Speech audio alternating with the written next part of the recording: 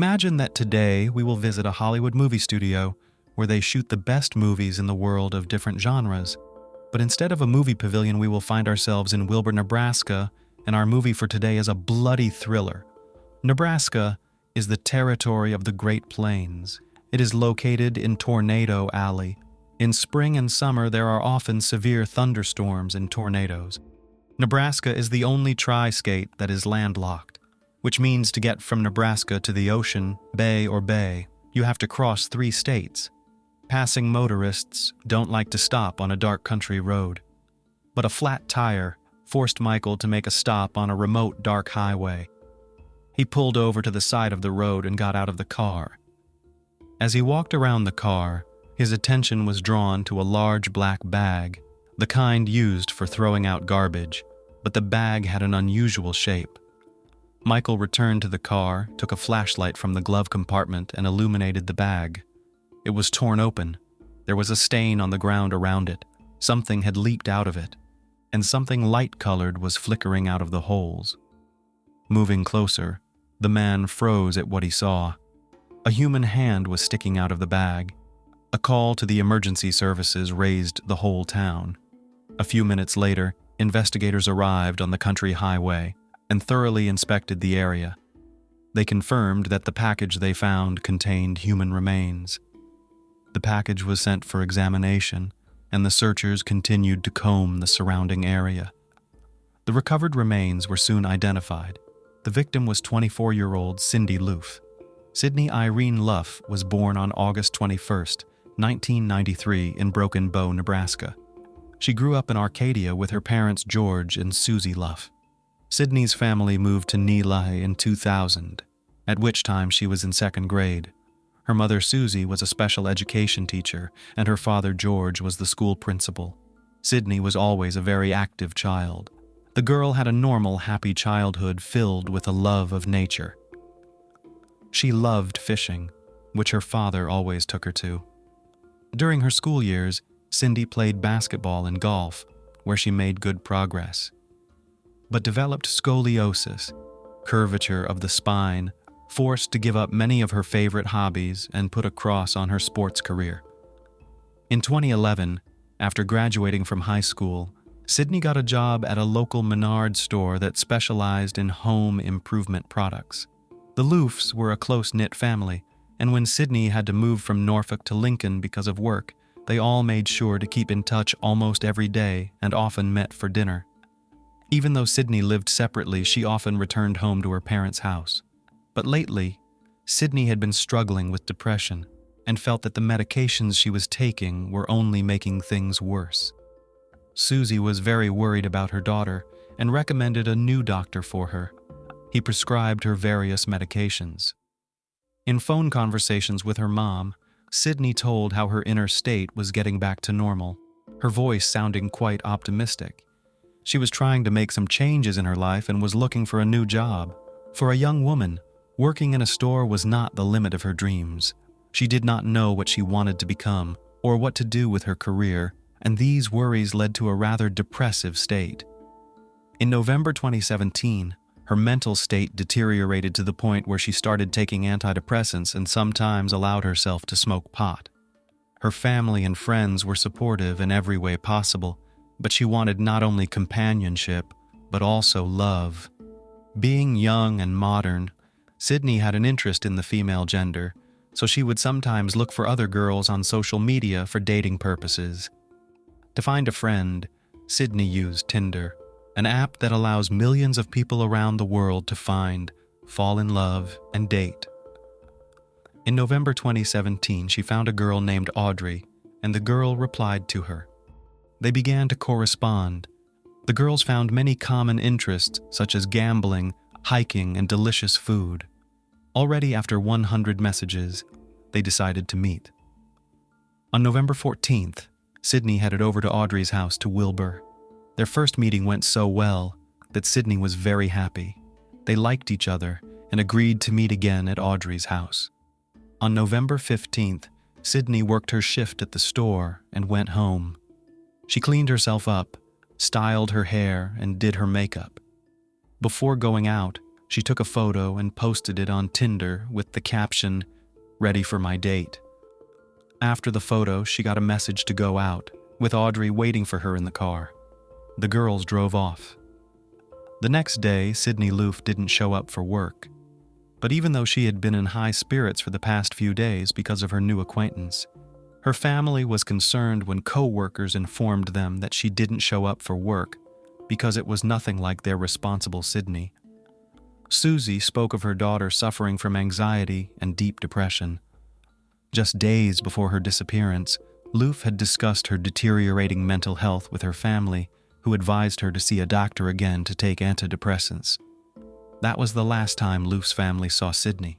The girl's parents went to her apartment and were extremely surprised that Sydney had left her favorite cat Mimsy without food or water. This was extremely unlike a caring landlady. The parents knew how much Sydney loved her cat and never left her alone for long. They were concerned and reported Sydney missing to the police. The apartment itself was locked. When the police did a welfare check of Sydney's home, they saw nothing out of the ordinary. But the family was adamant. Something was wrong, and the police took their concerns seriously. On November 16, 2017, the 5'7" blonde was reported missing after she failed to show up at the showroom of the Menard store where she worked, at 27th Street and Cornhusker Highway.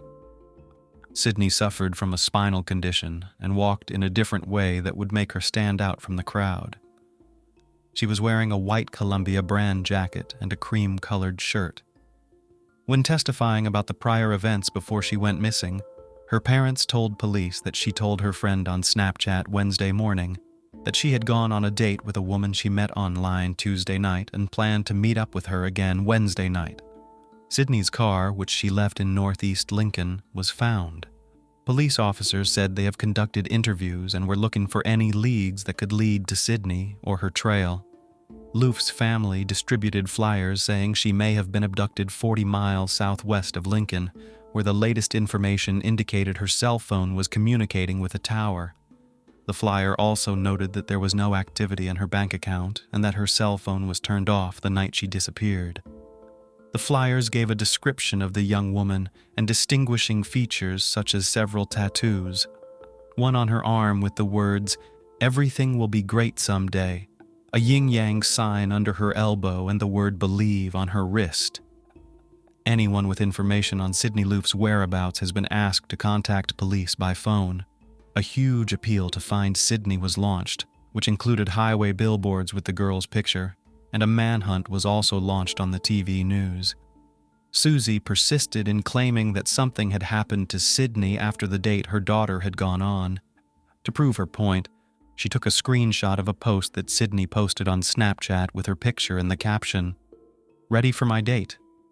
Sydney's friends confirmed that she was going on a date with a woman she met through Tinder named Audrey.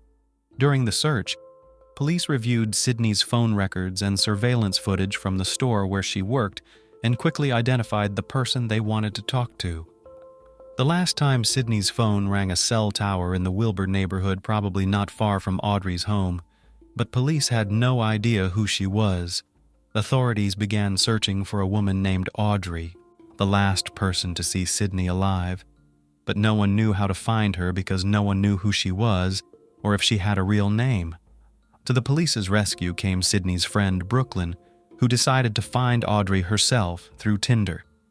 She downloaded the app, found Audrey, and exchanged phone numbers with her. That's how police learned Audrey's real name.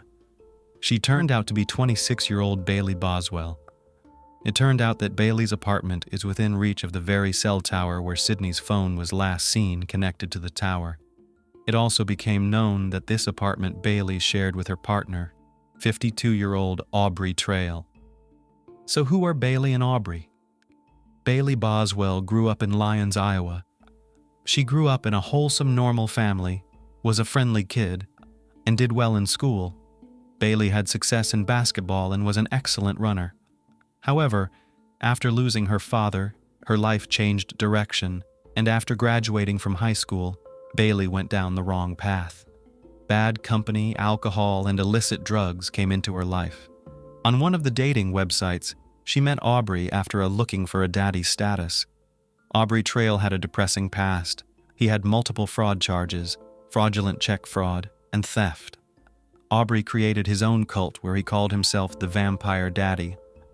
He paid women $200 a week to follow his rules. The rules were strange enough, but there were women who believed Aubrey. At the time of Sydney's disappearance, Aubrey and Bailey were ordered by the court to pay over $400,000 for fraud. They also had numerous misdemeanors on the two of them, but the couple managed to go on the run. On November 19, 2017, after obtaining a warrant, police searched Bailey and Aubrey's home. An inspection of the apartment revealed that some of the walls had been scrubbed with bleach, which was confirmed by a neighbor who had noticed the acrid smell of chlorinated substances 2 days earlier. Police actively began searching for the suspects. While on the run, they posted videos on Facebook saying they had no involvement in Sydney's disappearance and hoped for her safe return. Bailey claimed she went on 2 dates with Sydney, but dropped her off at a friend's house and never heard from her again. She said, "I just want Sydney's family to know that I'm really sorry, but I had nothing to do with it. I hope Sydney is found very soon. She's a lovely, amazing girl." It took police a few days to track down the couple, but they eventually found them at a hotel in Branson, Missouri. Bailey Boswell and Aubrey Trail were taken into custody.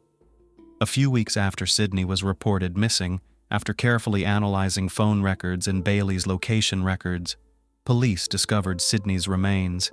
She had been dismembered. Her body had been cut into 14 pieces, and police found 13 of her body parts in black plastic garbage bags in ditches in Clay County. Some of her organs, including her heart, were missing. This is just horrific.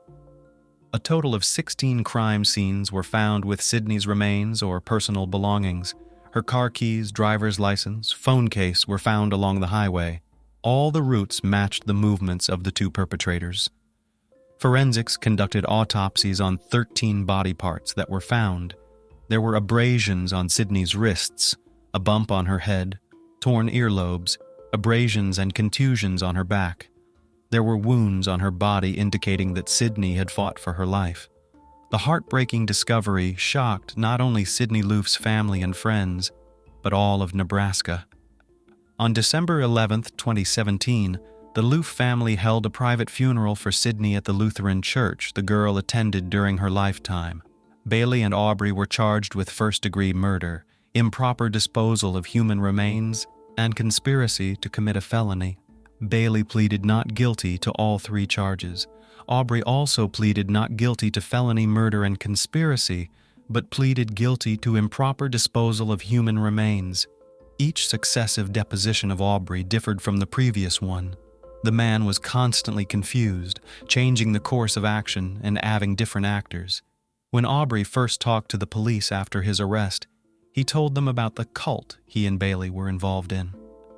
He talked about witchcraft and told them that he was a vampire who could fly. Aubrey portrayed himself as the leader of this cult and a vampire, and assured them that he had witches in the cult who had to kill another woman to get powers. So at one of his first court hearings, he admitted that he killed Sydney Loofe, but did it completely by accident. He said that he paid her $5,000 to fulfill his intimate fantasy with 2 other women. Sydney agreed, but died accidentally during the intimate act when he accidentally strangled her with a cord. He also admitted that he disposed of the body by cutting her into pieces, as it was a ritual in accordance with his religious beliefs. He had to drain all the blood to release her soul to the gods in a sacred place and lay out her body parts to help her reincarnate faster. But this version turned out to be false. Surveillance footage provided, dated November 14th, shows Bailey and Aubrey checking into a hotel in Lincoln, not far from where Sydney lives. And then, on November 15th, they visit a home improvement store, which shows them buying a gruesome array of tools: a hacksaw, chlorine bleach, a folding saw, a stationery knife, and the bags used for Sydney's remains. On November 15th at 12:01 in the afternoon, a surveillance camera captured Sydney crossing paths with Aubrey at the Menards store during business hours. but the girl had no idea at the time who he was or how cruelly fate would play her.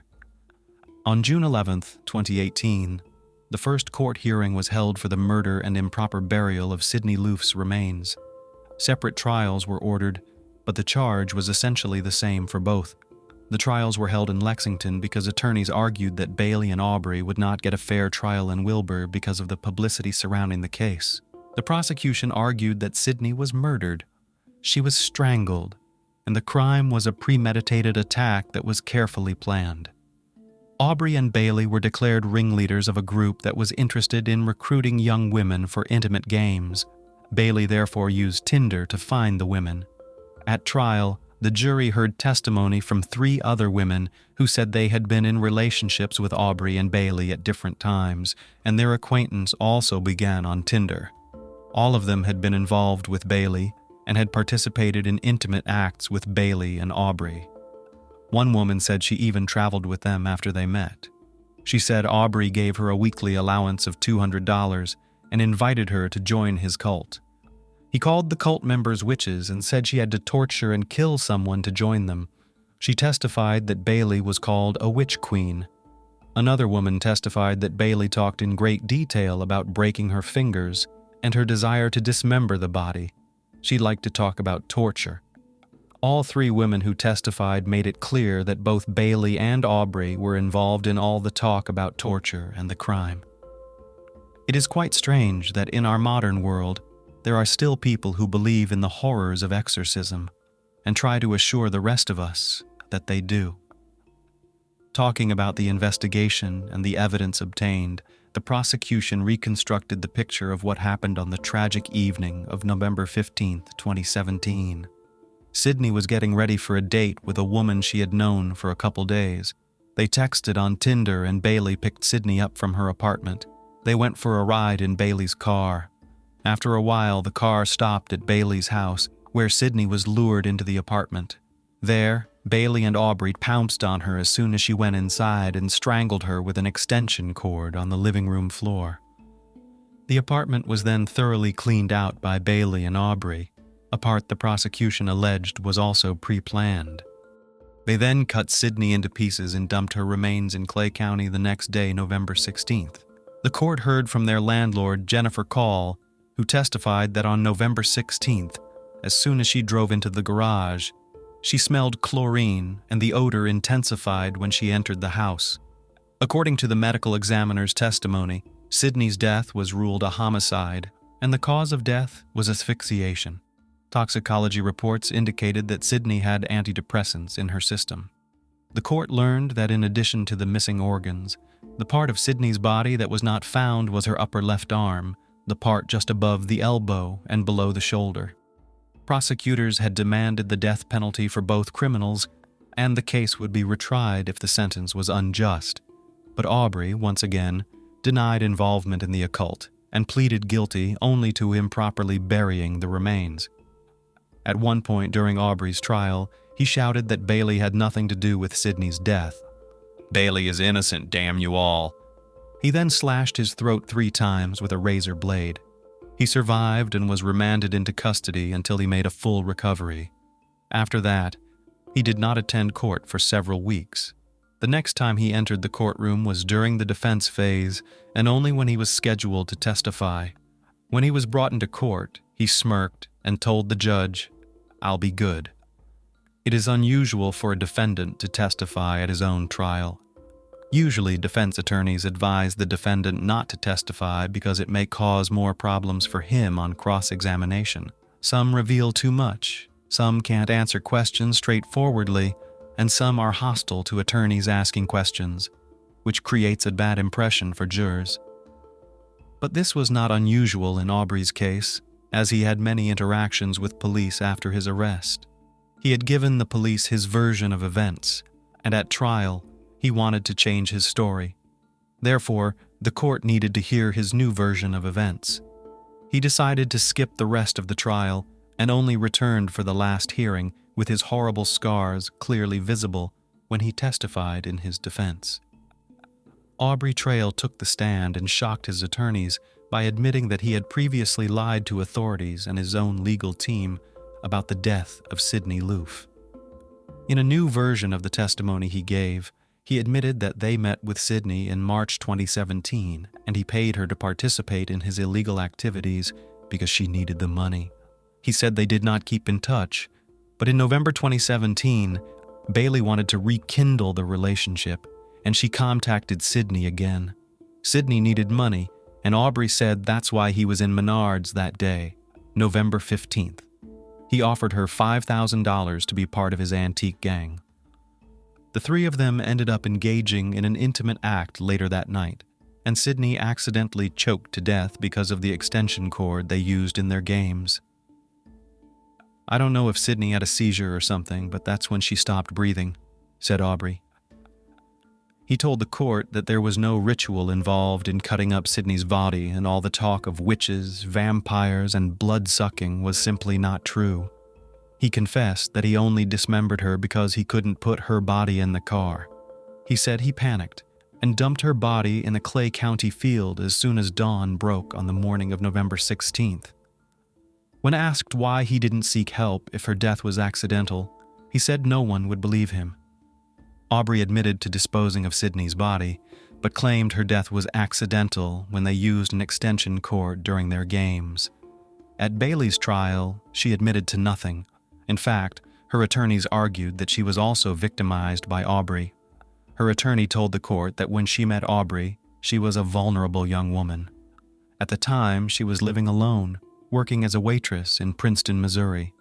The defense argued that Bailey had nothing to do with either Sidney's death or the disposition of her remains, but that again proved to be false. The cell phone that Bailey used to access her Tinder account was used near where Sidney's body parts were found, and it was through a detailed analysis of her phone and location records that the police were able to find all of Sidney's remains. The court also learned that it was Bailey who contacted Sidney and arranged to meet her. She was the one who drove to Sidney's duplex to pick her up on the evening of November 15th. The prosecution told the court that Bailey derived satisfaction from discussing acts of cruelty, and she enjoyed talking about torture with Aubrey. Evidence was presented at trial proving a planned crime. On the day Sidney was killed, Aubrey and Bailey were together at a store where they bought tools, including a hacksaw, scissors, and a box cutter from Home Depot. Around noon that day, Bailey sent Sidney a text message asking how her day was going. Phone records and surveillance footage show that Bailey was in the Menards parking lot with Aubrey when she sent that text message on Tinder. And although Sidney worked at Menards, it appears she was unaware that Bailey was there. A few hours later, Bailey sent Sidney another message on Tinder, alerting her that she was at her apartment and ready to pick her up soon. Phone records indicate that instead of going on a date, as Sidney believed, they went to the apartment where Bailey and Aubrey lived.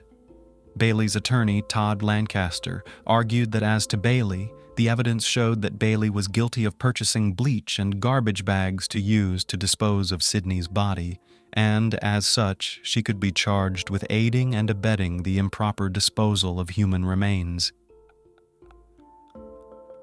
On November 8, 2021, Bailey Boswell was sentenced to life in prison. The Loofe family had been seeking justice for 3 years, mourning and longing for their Sidney, and they awaited a judgment that gave them comfort. On July 11, 2019, it took a jury less than 3 hours to find Aubrey Trail guilty of premeditated conspiracy to commit first-degree murder and improper burial of human remains.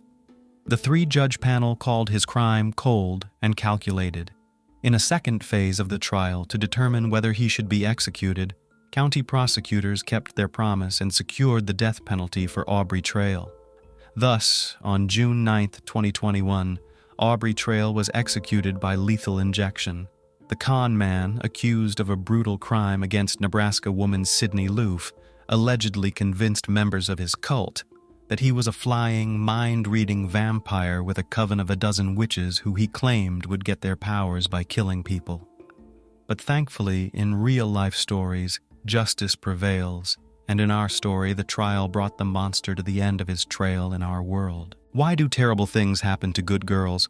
Because bad boys attract them like moths to a flame. Timed, often naive, they idealize their partner, and they blatantly ignore the glaring red flags. Sometimes these destructive relationships last a long time, and other times, the realization comes quicker. Sooner or later, there comes a choice: leave or continue to get burned, until the moth burns to ashes.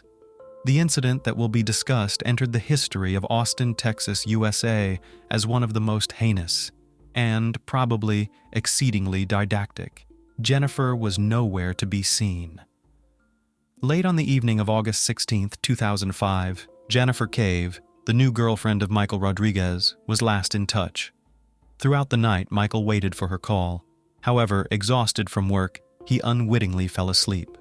By morning, there were no missed calls from her. Concerned, Michael remembered Jennifer had promised to call him back once she had dropped off her friend Colton at home. He was uneasy about the fact that she had to go out of her way because Colton didn't arrange his own ride home, and generally he didn't trust Colton and his lifestyle. Meanwhile, Jennifer's roommate, with whom she lived, found Jennifer not at home. Her alarm clock was blaring, but there was no one to turn it off. It seemed Jennifer hadn't spent the night at home. Her friend became worried. They usually informed each other of their plans. She tried calling Jennifer. There was no response, which was uncharacteristic of her. Jennifer has her first day of work today. It's unlikely she would go without changing, the roommate thought. Jennifer's office clothes were neatly hanging on the rack, appearing untouched as if she hadn't taken anything with her. On August 17th at 8:30 a.m., the director of the law firm was notified of the new employee's tardiness. During her internship, Miss Cave had made a positive impression. It was odd that she would allow herself such behavior on her first day of work. By 9 a.m., colleagues called Jennifer, but she didn't answer. Around 11 a.m., the employer sent one of the managers to check on her at home. Persistent knocking went unanswered. They then tried to reach out to the secondary contact number listed on her resume. Sharon Sedgwick, Jennifer's mother, answered the call. She was surprised and seemingly disappointed by the call. She said she would try to locate her daughter. Sharon also couldn't reach Jennifer. Growing worried, suspicion crept into her mind. Apparently she's dropped everything again for that irresponsible young man, she concluded. No one in Jennifer's circle liked her ex-boyfriend, Colton Petagnac. Despite his intellect and financial status, he always seemed to drag her down. Mrs. Sedgwick called Colton. He said he hadn't seen her daughter for some time. It seemed he wasn't concerned that Jennifer was missing. For some reason, her mother didn't believe him. More than 12 hours passed with no news. After all hospitals in Austin were checked to no avail, Sharon called the police. She reported her daughter missing and expressed concern that she might be in danger at Petagnac's house. Following the call to law enforcement, Sharon, along with her husband Jim Sedgwick, went to Colton's place to speak with him personally. However, he didn't open the door for them or the responding officers, claiming he had no desire to talk and they had no search warrant. He knew his rights well, so the police had to leave. However, the situation was suspicious. Jennifer's car was found near Petagnac's house. Although the car was empty, its presence in the parking lot was thought-provoking. It appeared Jennifer was indeed inside the house. Sharon and Jim were certain something had happened to her. The police decided not to waste time and inspected Jennifer's house. However, they found nothing of interest. The only leads were information from Michael and Sharon, as well as Jennifer's car near Colton's house. Michael recounted how Jennifer went out to meet with friends on the evening of August 16th to celebrate getting a job. She had called him several times. Among the friends was her ex-boyfriend Colton, who was with her at the time of the call. During the conversation, Jennifer didn't seem scared or worried, but mentioned that Colton was acting strangely, so she needed to take him home. After that, contact with her was lost. A grisly discovery. All clues led to Petagnac's residence. While the police were hesitating, Sharon and Jim decided to take matters into their own hands. They drove to Colton's place again. Upon arriving at the apartment complex, they knocked on the door, but no one answered. Sensing something was terribly wrong, the girl's parents decided to call a locksmith to open the lock. However, Jim found a better way. One of the apartment windows was open, and he decided to enter through it. Inside, everything was scattered around. It was clear that no one had maintained order in the house, and the apartment itself resembled more of a den. The man was hit by a putrid smell that immediately triggered his gag reflex. Covering his mouth with his hand, Jim moved toward where the smell was even stronger. The house was empty. Looking into the bathroom, Jennifer's stepfather noticed clutter. Upon closer inspection, he saw a dismembered female body. The head and limbs had been severed. Nearby lay trash bags and a sports bag. Horrified, Jim began to examine their contents. Inside were the remaining parts of the body. The legs of the deceased were covered with freckles, just like his stepdaughter's. However, the corpse was so mutilated that it was impossible to definitively identify who it was. The man hoped, until the last moment, that it was not his stepdaughter. After regaining consciousness, he called the emergency services. Jennifer's life. Jennifer Cave was born in March 1984 near Bishop, Texas. Her family lived in a modest farmhouse. Sharon, her mother, was in her second marriage, which brought 3 more children into the family: Jennifer herself, Lauren, and Clayton. Vanessa, from Sharon's first marriage, was the oldest sibling. Charlie, Jennifer's father, worked as a welder. He was a decent husband and father until alcohol turned him into someone mean and unbearable, hurling insults and causing trouble.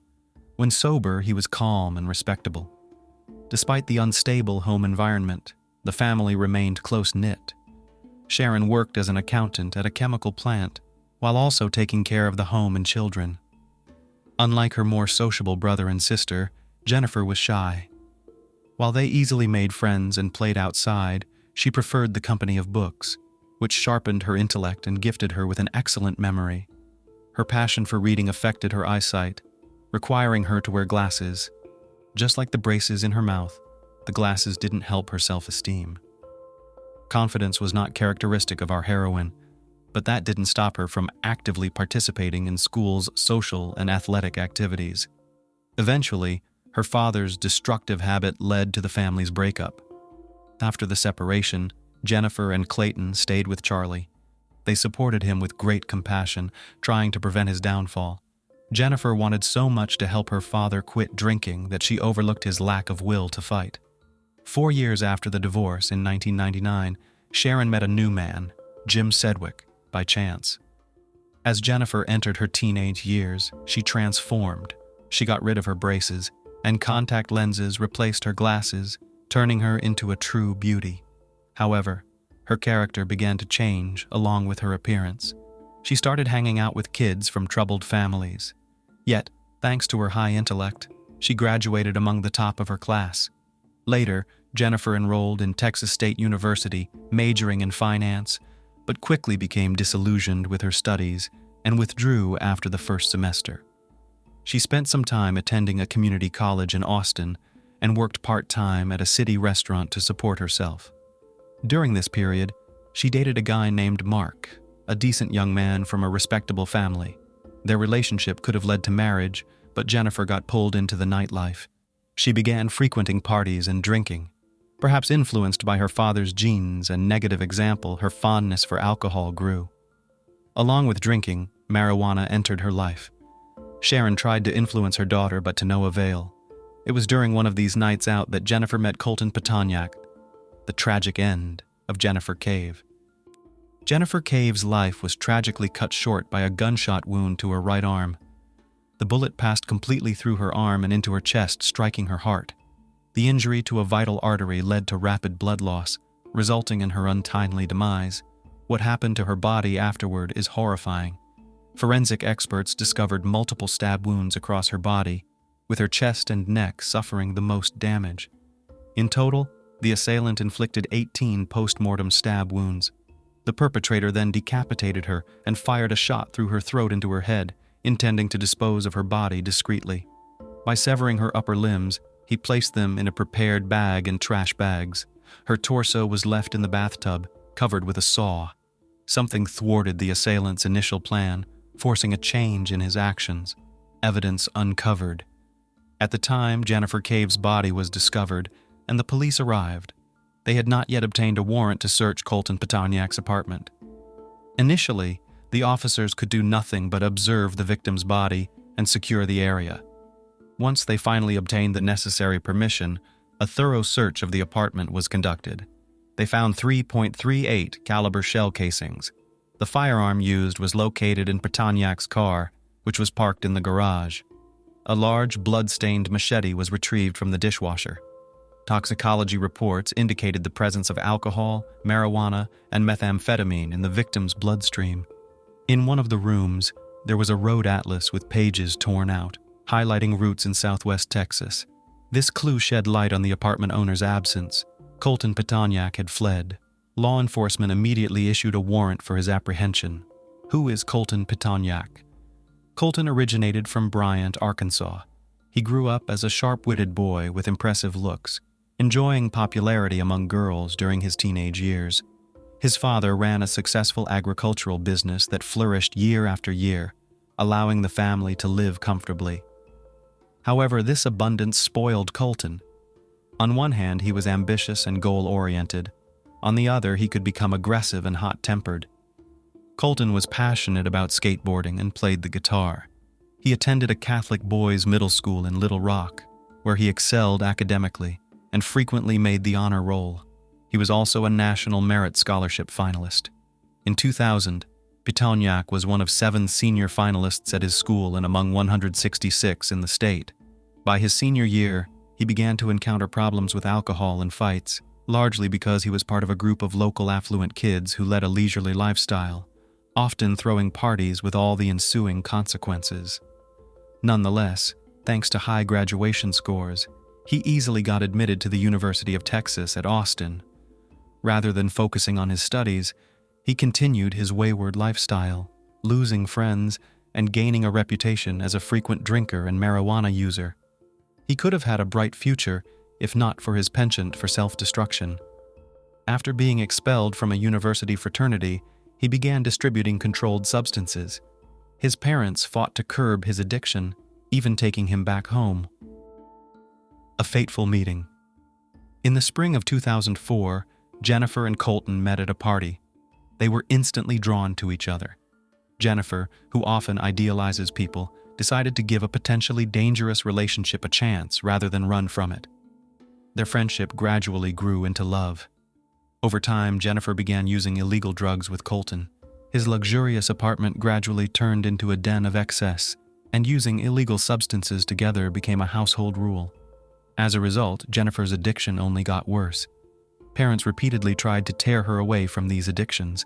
They even gave her a car, hoping to encourage her to be home more often.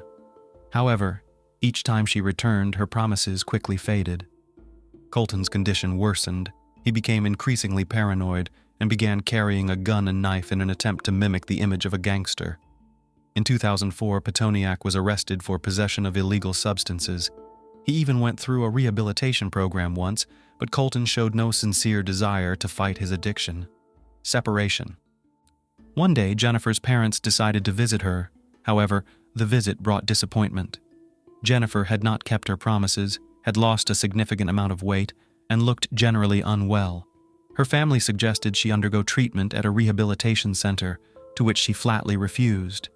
Upset, Sharon and Jim cut off her financial support, believing this tough love approach would encourage her to take control of her life. But left without money, Jennifer found no better option than to move in with Colton. What happened in his apartment is hard to say, but after living with him for a month, Jennifer decided to leave. A friend offered her a room and support. Miss Cave shared her fears. She no longer felt safe with Colton but did not delve into details. Something clearly frightened her as she refused to reconcile with her ex. One day he came to her, asking her to come back. Jennifer remained firm, especially when she saw the knife Colton brought with him. She asked Colton to calm down and suggested they remain friends. Surprisingly, he agreed. Contact with him was minimized, and moreover, she began reconnecting with her parents. Finally, her life seemed to be getting back on track. In early 2005, Jennifer started a new relationship with a guy named Scott, a single father who appeared quite decent. His lifestyle was the polar opposite of Colton's. Scott worked as a waiter at a restaurant, played keyboards in a band, and was a good singer, all while leading a sober life. In turn, Jennifer began to feel better about herself. even looking healthier by his side. She took on the role of a homemaker and became a mother figure to his daughter. However, she was still liable to leave at a moment's notice if Colton called. The arrival of Laura Hall. Eventually, Colton moved to a new apartment complex with a pool named Orange Tree close to the university, making it a hot spot for daily parties. His behavior continued to be erratic, with some friends reporting they had seen him engaging in Russian roulette by himself. It was during one of these phases that he met Laura Ashley Hall. She was a frequent attendee of these parties and became infatuated with him, exhibiting jealousy towards any female in Colton's circle, especially Jennifer. Laura was perceived in various ways by their peers, most commonly described as arrogant and capable of putting anyone in their place. Laura, like Colton, came from a well-off family. Miss Hall was athletic, participating in various competitions, and she was academically successful, showing great promise. After high school, she enrolled in university but soon dropped out, opting for a job and a leisurely lifestyle instead. Before long, Colton and Laura started dating. Like Jennifer, she was deeply drawn to him. When he was sentenced to 60 days in jail in June 2005, Laura sent him all her earnings, even going into debt. Friends noted that she changed for the worse, becoming bold, neglecting her job and her personal care. Many believed she had also started using banned drugs. Unlike with Jennifer, Colton disregarded her feelings, even to the extent of extinguishing cigarettes on her. A new chapter begins, ends. During this time, Jennifer ended her relationship with Scott. She felt unworthy of his family and did not want to cause them any trouble. Jennifer occasionally communicated with Colton, who was still infatuated with her.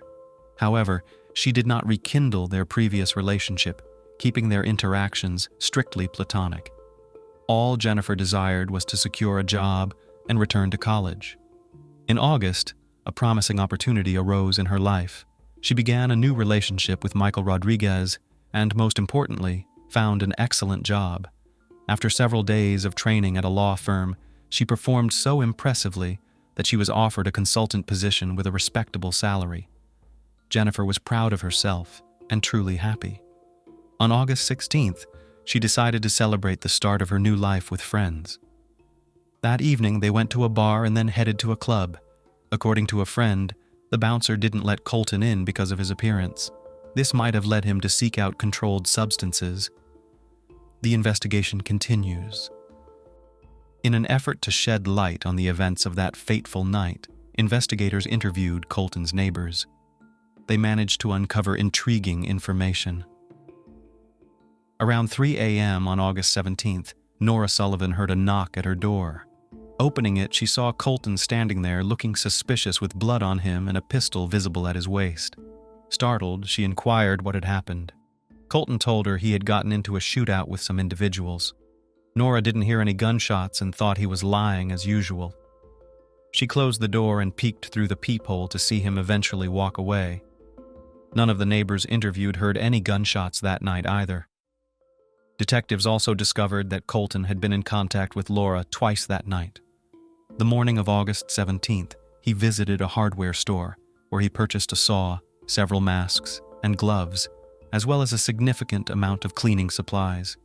Using these, he dismembered Jennifer's body and planned to clean the apartment to erase any evidence of the crime. It's possible that the unexpected arrival of Sharon and Jim startled him and prompted his flight. Apprehension. A critical discovery in Colton's apartment led investigators directly to his trail. Colton, along with Laura Hall, was found in Mexico. They had crossed the border in Laura's car. Local authorities distributed Colton's photo nationwide. During this time, the couple enjoyed themselves, visiting cinemas and restaurants. They stayed in a hotel in the border town of Piedras Negras, where an employee recognized Colton as the sought-after individual. The employee took his photo and sent it to the police. Mexican law enforcement apprehended the duo and transported them to the border, where U.S. officials arrested Petagnac. Laura Hall was released. Before her release, Laura caused a scene with the Border Patrol, loudly protesting Colton's innocence and obstructing the arrest process. Later, she admitted that their trip to Mexico was the best experience she'd ever had. In total, they spent about 5 days abroad. Trial. On August 23, 2005, Colton Petoniak was charged with a crime against Jennifer Cave. A month later, Laura Hall was arrested and charged with tampering with evidence and obstruction of justice. The prosecution presented evidence found in the apartment, including a videotape from the store and a receipt listing items purchased. Colton said he did not remember anything about the night of August 16, 17, attributing his amnesia to heavy drinking and the use of illegal drugs. Initially, he did not deny hurting Jennifer, but insisted he did not remember anything. He claimed that he woke up and discovered his ex-girlfriend's body in the bathroom. After discovering the body, he contacted Laura, who advised him to buy a saw and cleaning supplies. She helped dismember the victim and hide the body parts in bags. The prosecution argued that she was responsible for Jennifer's post-mortem injuries. Colton later hinted that Hall may have been motivated by jealousy, suggesting her involvement in an act of revenge against her rival. However, both defendants pleaded not guilty. Nevertheless, the evidence of his involvement was overwhelming. First, Jennifer's body was found in Colton's apartment. His fingerprints and DNA were found on the machete, saw, and firearm found at the crime scene, and the weapon in his car was identified as the crime weapon. In addition, he was the one who purchased the cleaning supplies from the store. The jury had no doubt of his guilt. On January 29, 2007, Colton Petoniak was sentenced to 55 years in prison with parole eligibility after serving at least half of his sentence.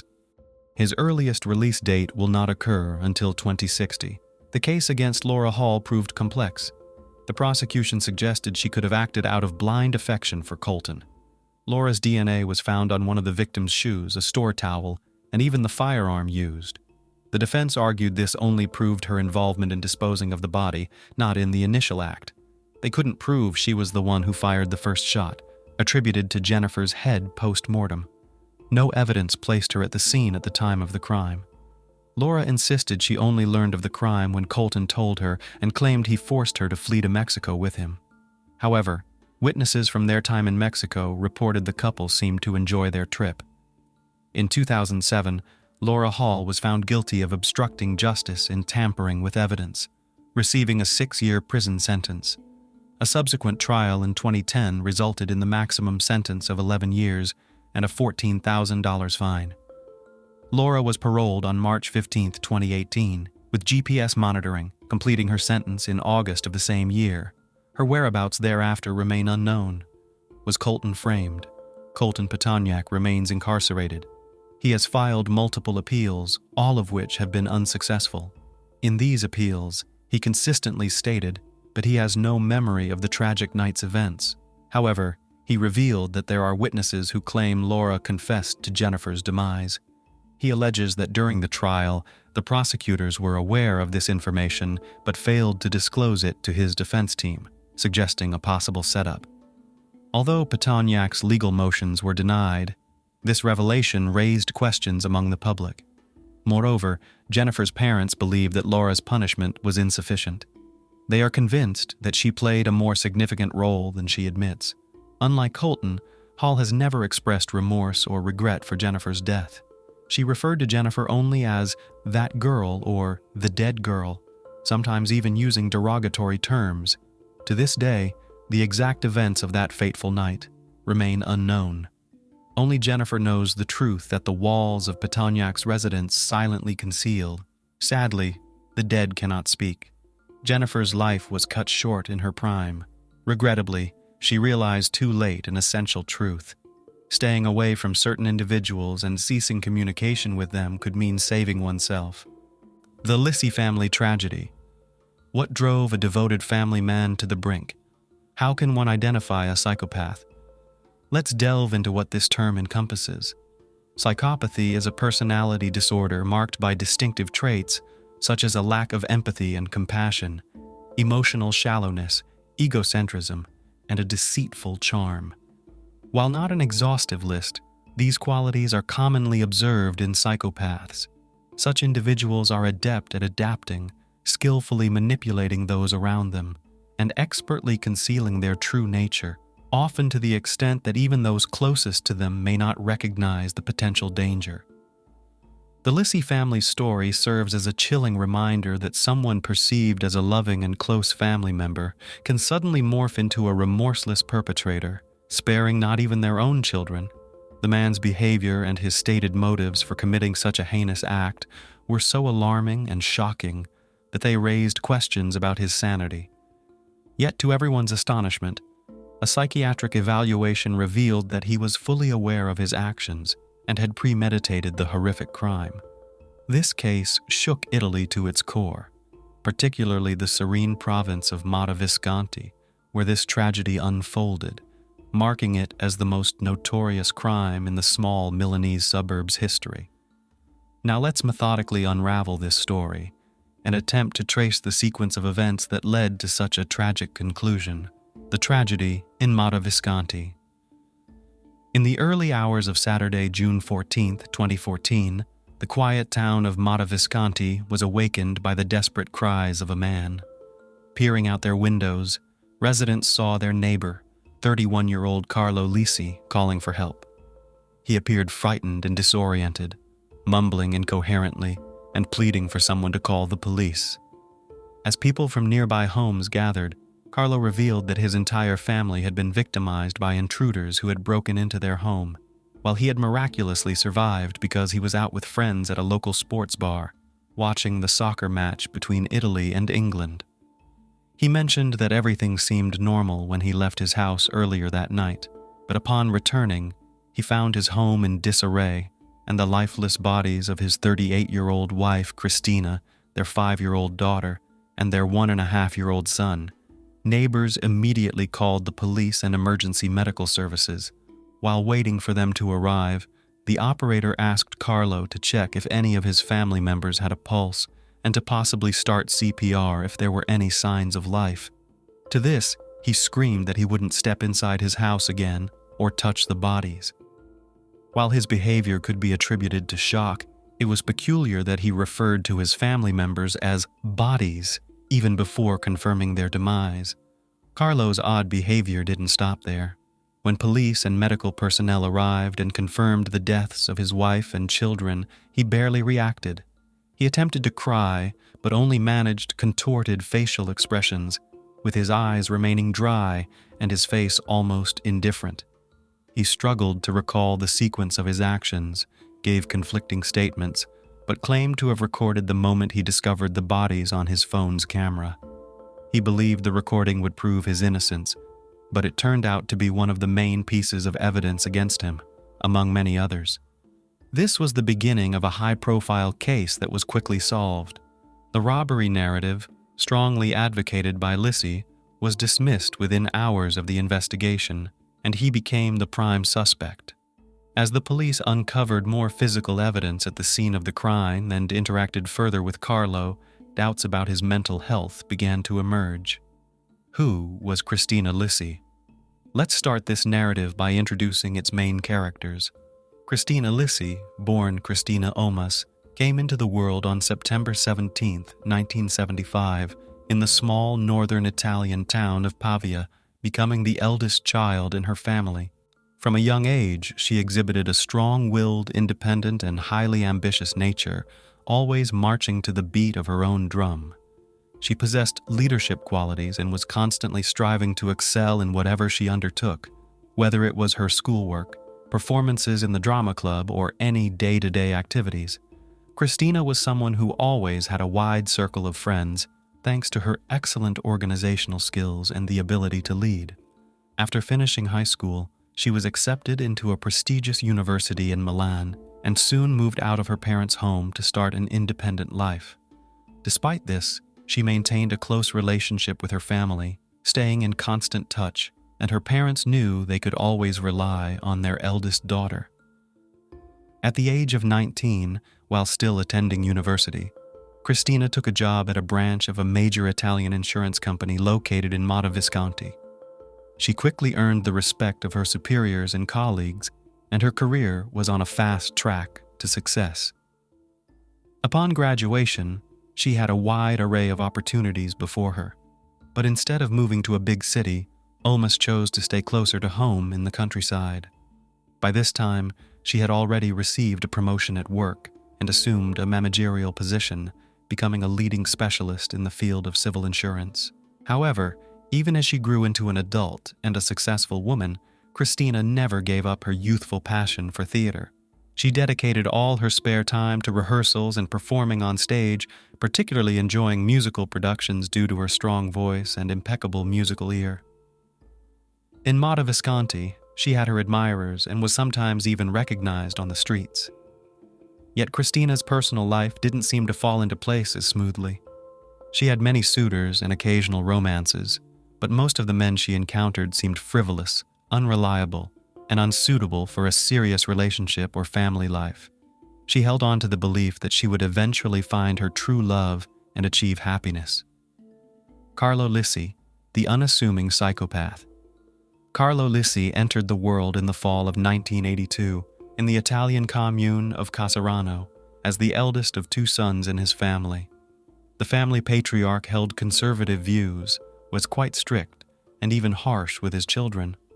Carlo's younger brother quickly became the parents' darling, constantly pampered and protected, while they demanded unquestioning obedience, stellar academic performance, and high achievements from their firstborn. From childhood, Carlo strived to meet his parents' expectations, always acting as instructed. He excelled academically, participated in volleyball, a sport his father chose for him despite Carlo's passion for soccer, and never argued with his father, who often stated that his house operated solely on his rules.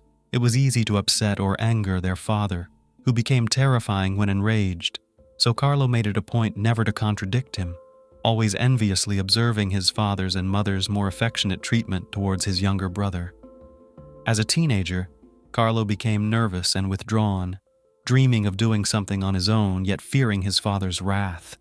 His fears, internal struggles, and self-doubt affected his relationships with peers. Carlo had almost no friends at school, where he was seen as an uninteresting nerd, often openly bullied without the ability to defend himself, as his father had crushed his self-esteem and suppressed any desire to assert himself. Over time, Carlo learned to adapt and blend in. He avoided conflicts, tried to merge with the crowd, and was superficially polite and kind, even to those he despised.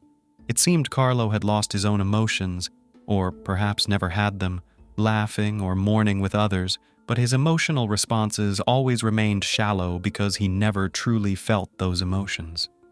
Another trait of Carlo was his skill in dodging uncomfortable questions. He wasn't a pathological liar, but knew how to prevaricate and evade with such an impassive demeanor that it seemed he was speaking the truth.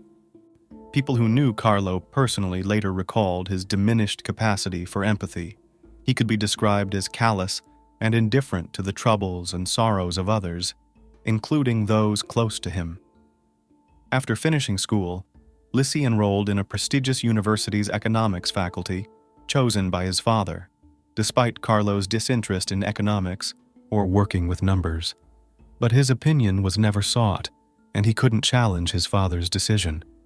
Thus, Carlo was accustomed to acting against his own interests just to meet others' expectations. Carlo was quite handsome and knew how to use it to his advantage. His youthful sports activities and regular gym visits in adulthood made him even more attractive.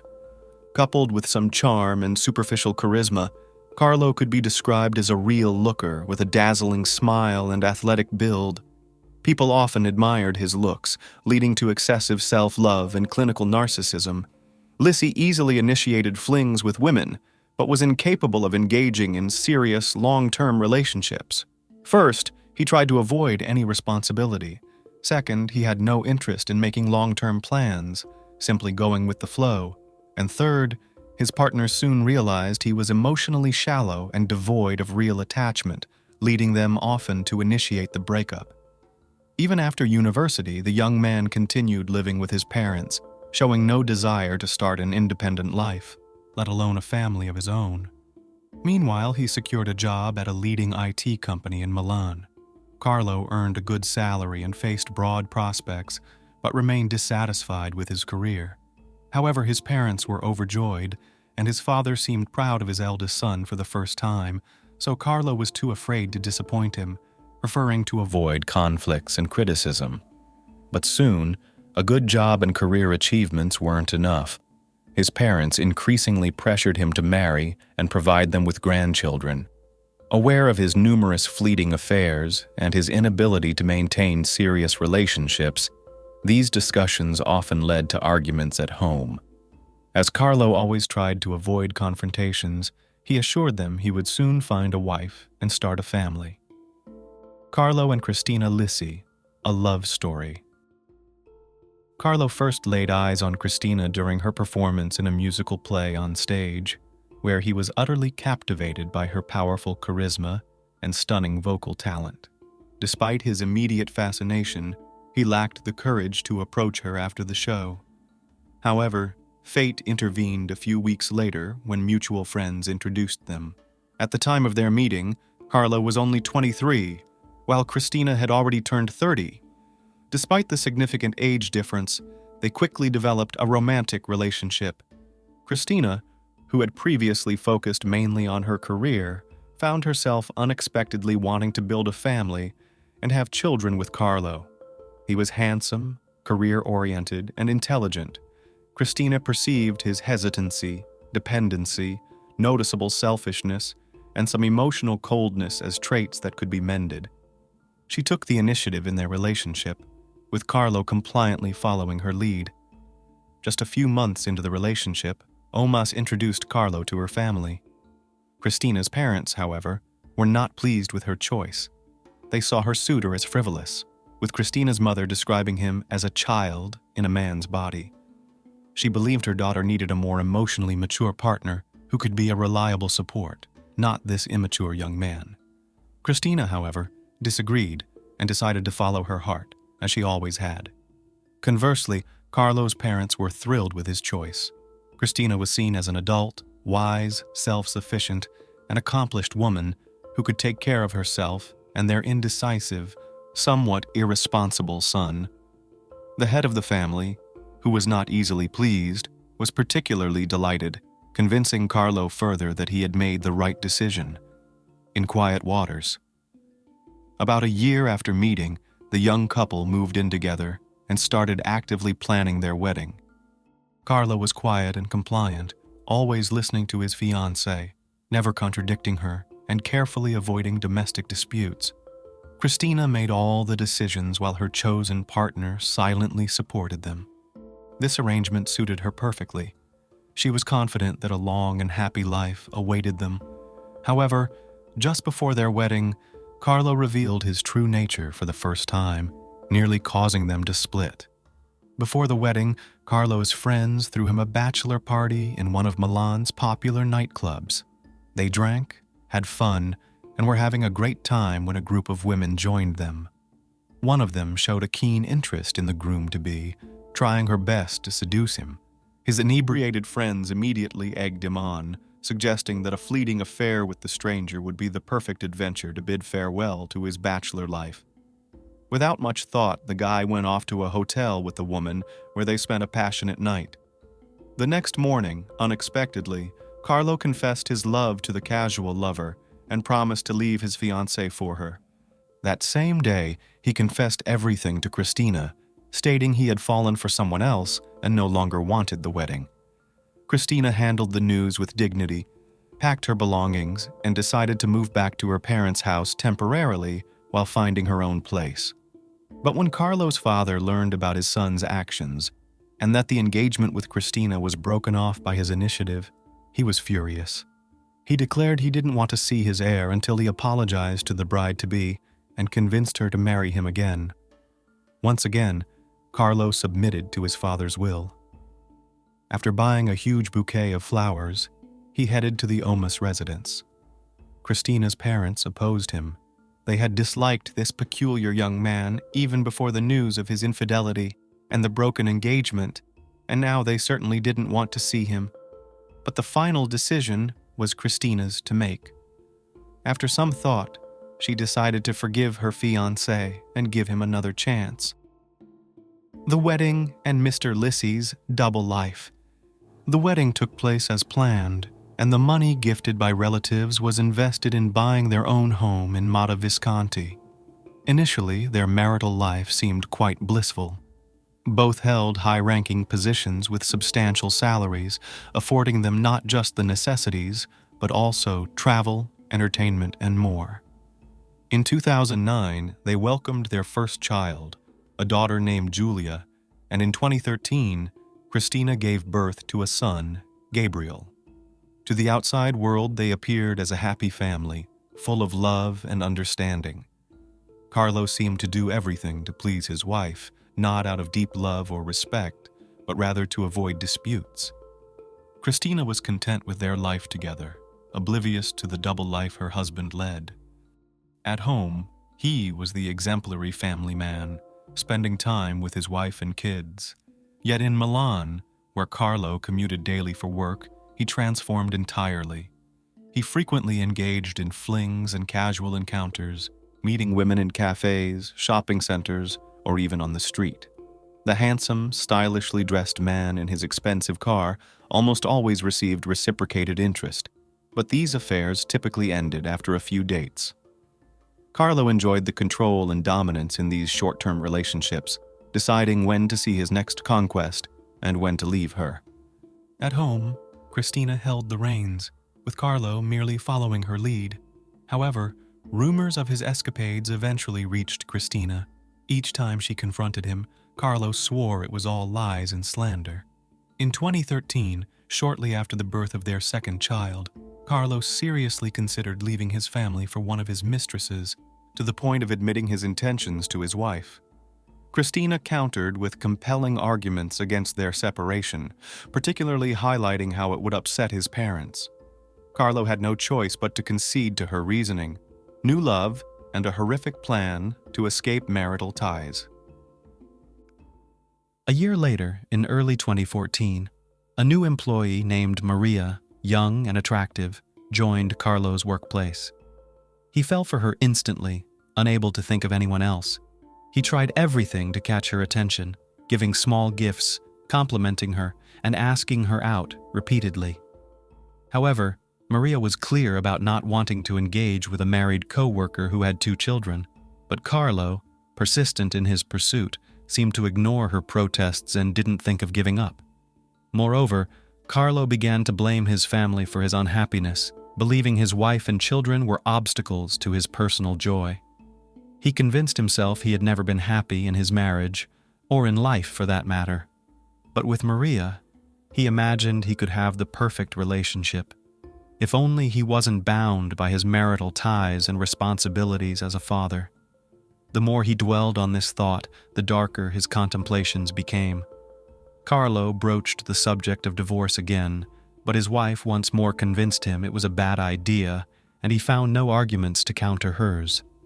Frustrated, he started looking online for divorce lawyers, but realized after a few consultations that he would have to surrender half of his assets to Christina and also pay child support. Unwilling to accept such an outcome, he began researching how to end a person's life quickly and without arousing suspicion. Delving into various criminal stories, Carlo stumbled upon an article about an armed robbery that had occurred a few years prior in Mata Visconti. The robbers had fatally stabbed the homeowner before fleeing with the loot, remaining undetected to this day. A monstrous plan took shape in Carlo's mind to recreate a similar robbery scenario, but this time the intended victims would be the mother and children. The last day of the Lissi family. The last day for Christina and the children was Friday, June 13th, 2014. Carlo had the day off and spent it with his family, giving them a farewell party, so to speak. They went to an amusement park together, then went to the mall for shopping, and spent the evening at a popular local cafe. The man did his best to make sure that as many people as possible saw him and his family that day, and everyone noticed how happy they were. After returning home, the couple put the children to bed in their rooms on the second floor and went downstairs to the living room where they made love. It was part of Carlo's cunning plan to avert suspicion. He knew that the examination would establish the fact that he and Christina had consensual intimacy, and who would think that after that a man would suddenly take the life of his wife and children? The woman knew that her husband was going to watch soccer with friends and assumed that he went to get dressed, and she herself settled down in the living room at the TV. but Carlo at that time went to the kitchen, where he took a large knife and stealthily crept up to his wife from behind. He stabbed her in the side of the neck, but Christina not only remained conscious, but also rushed to escape. Apparently, she did not immediately realize who had attacked her, and when she turned around and saw her distraught husband with a knife in his hand, she was shocked. The victim tried to defend herself and dislodged the knife, causing the man's hand to slip and injuring his palm. Despite her efforts, the strength disparity was too great. Carlo continued his assault until Christina showed no signs of life. She died without understanding why her loved one could commit such a horrific act. Then, Carlo went upstairs and cut the throats of his sleeping 5-year-old daughter and his 18-month-old son. Experts later concluded that the children likely did not suffer and probably didn't even wake up. Neighbors, some of whom heard loud screams, did not call the police, thinking the noise quickly subsided. Had they been more vigilant, the children's lives might have been saved. After completing the deed, Carlo clumsily staged a robbery, slightly moving and scattering items, erased his fingerprints from the weapon, cleaned the floor where he had stepped in fresh blood, and then went to a rarely used basement shower to wash off the blood. However, he inexplicably put back on the same underwear, which had small blood splatters unnoticed by him in the moment of the attack. Following this, the perpetrator bandaged his cut hand, dressed up, and casually went to a sports bar to watch football and drink beer with friends. He behaved naturally, and his friends, later testifying in court, could not fathom that he had just committed a triple homicide against his own family.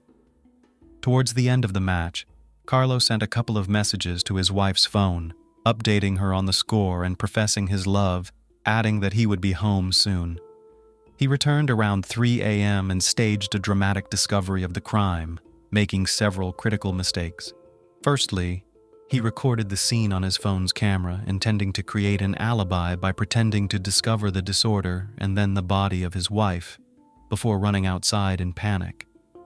His second mistake was failing to turn off the camera, resulting in footage that completely contradicted his alibi and testimony, investigation, and evidence. Carlo's initial claim of a robbery was quickly dismissed in the early hours of the investigation, following the crime scene examination. Doors and windows were intact, indicating that the perpetrator had unrestricted access to the house. Nothing of value, nor anything at all, was missing despite money and Christina's jewelry box being in plain sight. The disorder appeared staged, with items merely toppled or displaced rather than searched through. Most importantly, there was no logical reason for robbers to harm the children sleeping upstairs in their beds. Thus, the case was swiftly reclassified as a deliberate act of ending lives. Carlo, becoming the prime suspect immediately, gave inconsistent statements and couldn't clearly explain the fresh cut on his palm. When he was taken into custody and his clothing was sent for analysis, experts quickly found tiny blood splatters on them. However, Carlo claimed the blood must have come from when he attempted to revive his family members, yet the stains were too small and located on the back of his clothing, suggesting they could only have originated from the knife's motion during the act. Regarding the video Carlo provided to the authorities, it clearly showed that he didn't approach his wife's body to check for a pulse or go upstairs to the children, but ran outside immediately and didn't return. Despite this, he claimed his family was no longer alive and knew for certain all three were ended with a knife. The discovery of a bloodied cloth in the trash, which the culprit used to clean up, was the final piece of damning evidence. A psychopath, but is he sane? After the man was arrested, all his attempts to feign grief ceased. He became calm and unconcerned, and once in his cell, he simply went to sleep. Carlo felt no guilt or remorse, no pity for his own children or his wife, but he continued to insist on his own innocence, despite the fact that all the evidence was against him. A search history had been reconstructed on the killer's seized laptop, giving the investigation an insight into exactly when Lissy began planning to kill his family. There was now no doubt that it was a premeditated crime, but as yet the motive remained unclear. When the man realized that there was no point in denying, he began to confess, telling how exactly he got rid of his loved ones. But the answer to the main question shocked everyone. Explaining the motives for his action, he said that he could not just divorce Christine, because then they would have to share a lot of jointly acquired property, including the house, cars, and the family bank account. And he was not satisfied with this. In addition, there would be a burden in the form of 2 children who would have to pay child support. And all this, according to Carlo, would interfere with their happy life with Maria, for which, in fact, he decided to commit a crime. About all this, the murderer spoke quite calmly and indifferently. That he is a psychopath, no one has no doubt, but it was unclear whether this man is sane. The psychiatric examination established that Loofe was aware of his actions and fully realized what he was doing, but he did not feel any remorse either at the time of the crime or afterwards.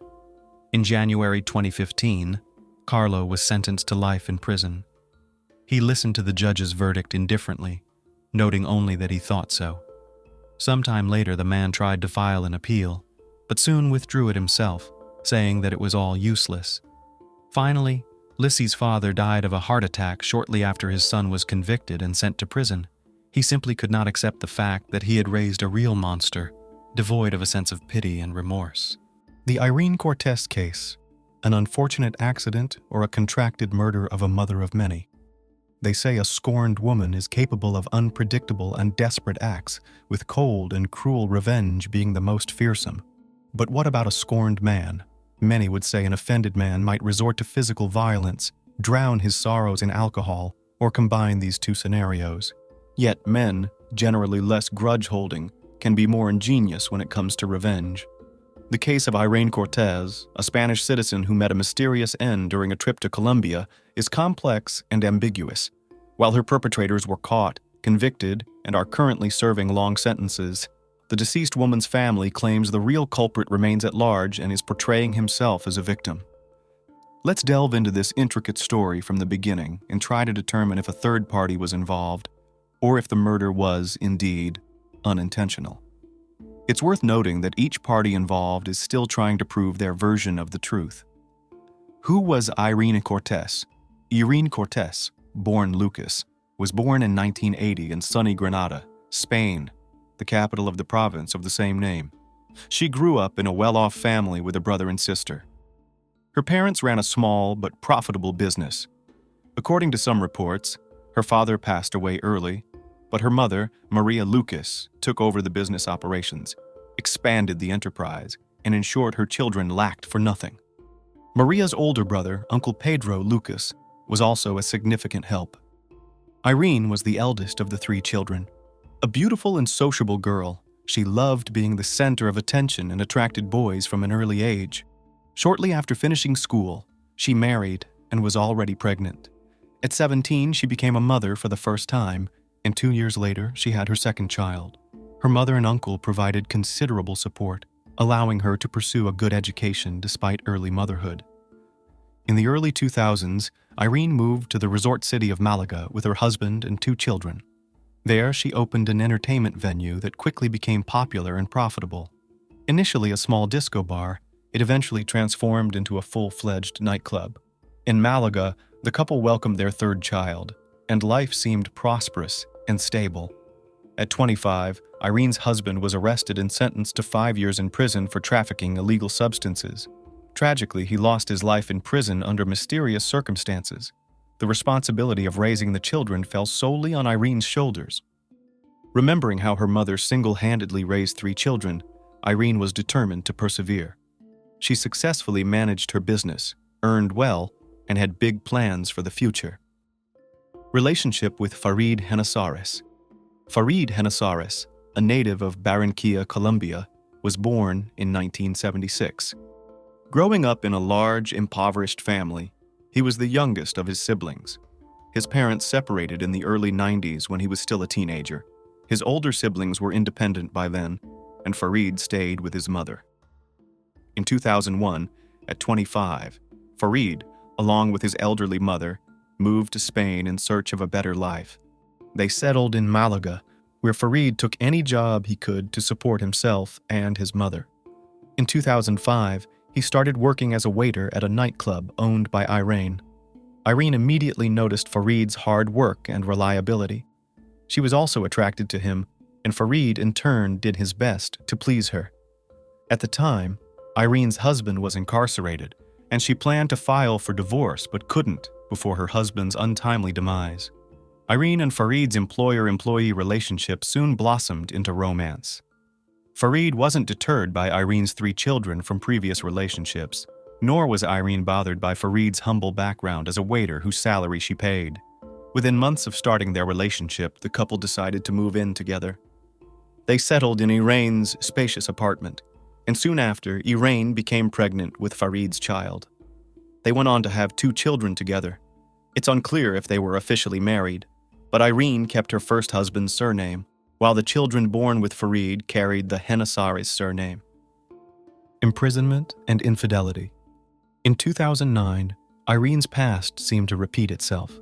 Like her first husband, Farid was arrested for distributing illegal substances and sent to prison. Once again, Irene was left alone, this time with 5 children. Farid was sentenced to 3 years, but served only 1.5, being released early for good behavior and cooperation with the investigation. However, soon after Farid's imprisonment, Irina found solace in the arms of another man and lived with him for those 1.5 years. Farid learned of her infidelity only after his release. Understandably furious, he threatened Irene and her lover and almost attacked the man, narrowly avoiding another legal issue. Eventually, they resolved the matter peacefully. Farid forgave Irene for the sake of their children, and they resumed living together as if there had been no imprisonment or infidelity. Irene's relatives were always skeptical about Farid. Her mother and uncle disapproved of their relationship, suspecting Farid was only interested in Irene's money. Also, Irene's older children from her first marriage never accepted Farid, while the youngest, whom Farid had raised since the child was 2, saw him as a father figure. Fateful trip to Colombia. In early 2011, Irene's husband, Farid, expressed the need to visit his homeland of Colombia due to his father's severe illness. Reportedly, Farid's estranged father was diagnosed with advanced cancer, and his sister in Barranquilla had informed him of the dire situation.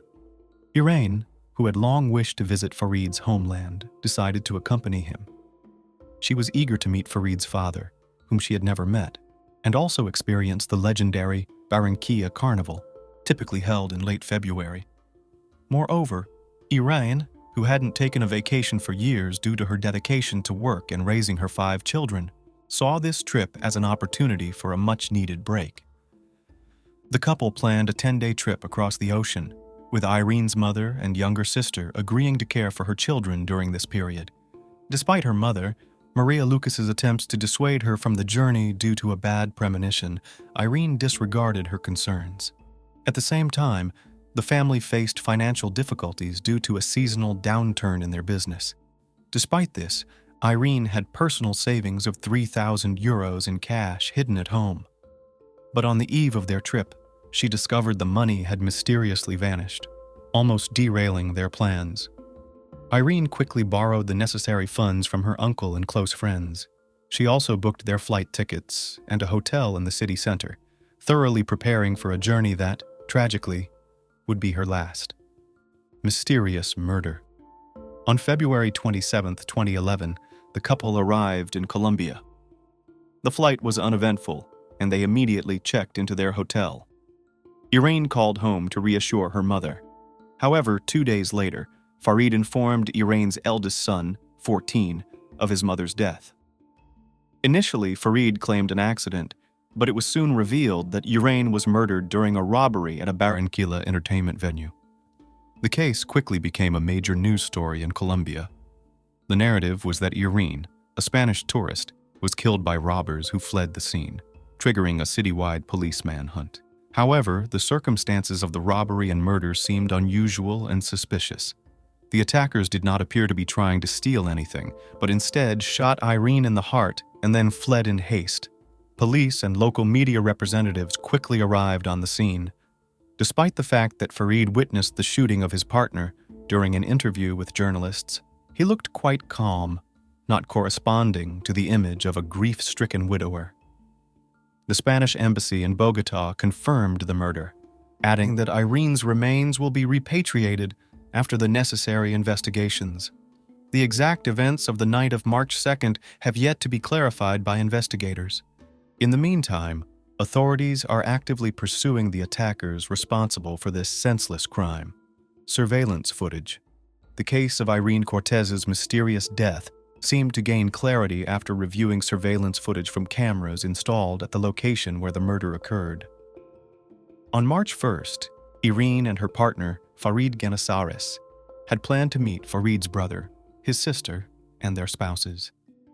The group of 6 enjoyed the carnival, walked around town, and then, at Farid's suggestion, went to a local bar for dinner and entertainment. By 1 a.m., Irene, Farid, and his relatives were the only customers at the bar, as surveillance footage clearly shows. Around 2 a.m., 2 young men sitting away from the group entered the bar. They did not order anything and did not look comfortable, which caught the attention of the bar manager because of their suspicious behavior. Moreover, their young appearance made the manager check whether they were of legal age. The young men refused to show their IDs and, when asked to leave, one of them pulled out a gun and aimed it at the manager. His accomplice produced a knife, but soon retreated out of the camera's view. The armed assailant pushed the manager aside and approached Irene's table, announcing a robbery and demanding mobile phones and cash. His knife-wielding partner reappeared, presumably to collect valuables while the gunman kept the group under threat. However, he didn't get a chance to act. Confronting Irene, the gunman ordered Farid to stand for a pocket search. As Irene reached for her purse, the assailant lunged at her with the same hand holding the gun. A shot was fired as he grabbed the purse, striking Irene directly in the chest. She collapsed to the floor as the assailants fled without taking anything. Farid and his brother chased after them while his sister tried to stop Irene's bleeding and his brother's wife called for emergency services. Unfortunately, the culprits were too fast to catch. The men returned to the bar, attempting to aid Irene, but it was too late. Emergency responders arrived quickly, yet Irene succumbed to her injuries en route to the hospital, leaving behind a baffling case and a grieving family. The hunt for the perpetrators, arrest, and trial. In the wake of the robbery and homicide that took Irene Cortez's life, law enforcement mobilized all available resources. The city was teeming with tourists for the carnival, and ensuring their safety was paramount. A reward of 10 million pesos, about 3,500 euros, was announced for information leading to the culprits. The first suspect, the gunman Brian Dario, was apprehended the next day. He quickly implicated his accomplice, Juan Carlos. Juan, 18, surrendered to authorities, hoping for leniency. During interrogation, Dario claimed dire financial straits, debts, and a sick child in need of costly treatment drove him to the crime, corroborated later by his relatives. He maintained that Irene's shooting was accidental, occurring while trying to snatch her purse. Juan Carlos contended he was an unwitting participant. He said Brian didn't reveal his plans but asked for backup in a job. He claimed to have only a small knife for intimidation, not harm, and left the scene once he realized Brian's intentions. However, surveillance footage contradicted his claims, showing him returning to Brian. With both perpetrators in custody and their confessions, the case appeared solved, with prison sentences looming. The court found Dario guilty of robbery and homicide under aggravating circumstances, sentencing him to 23 years. Carlos received 17 years for complicity in these crimes. Accusations against Farid and new crime details. From the early stages of the investigation, the family of the deceased woman openly accused Farid of orchestrating the murder of his wife. Irene's mother and uncle hired a detective who conducted an independent investigation, gathering additional materials and evidence to hold the man accountable and prove his involvement in the crime. Starting with the earlier mentioned disappearance of 3,000 euros from the hiding place in Cortez's house. According to Maria Lucas, only Farid knew about this money, and he was the only one who could have discreetly taken it. The woman told her daughter about this from the beginning, but she did not want to listen. Now, she believed that her son-in-law used this money to pay Dario to kill his wife. Another weighty argument was the fabricated illness of the man's father, whom he was so eager to visit. It turned out that no cancer diagnosis was made for the elderly parent, and he was quite healthy for his age. Farid concocted this story, making it the main pretext for the trip to Colombia. Also, it was Genesaris who initiated the visit to that fateful establishment. Moreover, he insisted on continuing the feast deep into the night when all the other visitors had long dispersed, and their company was alone in the hall.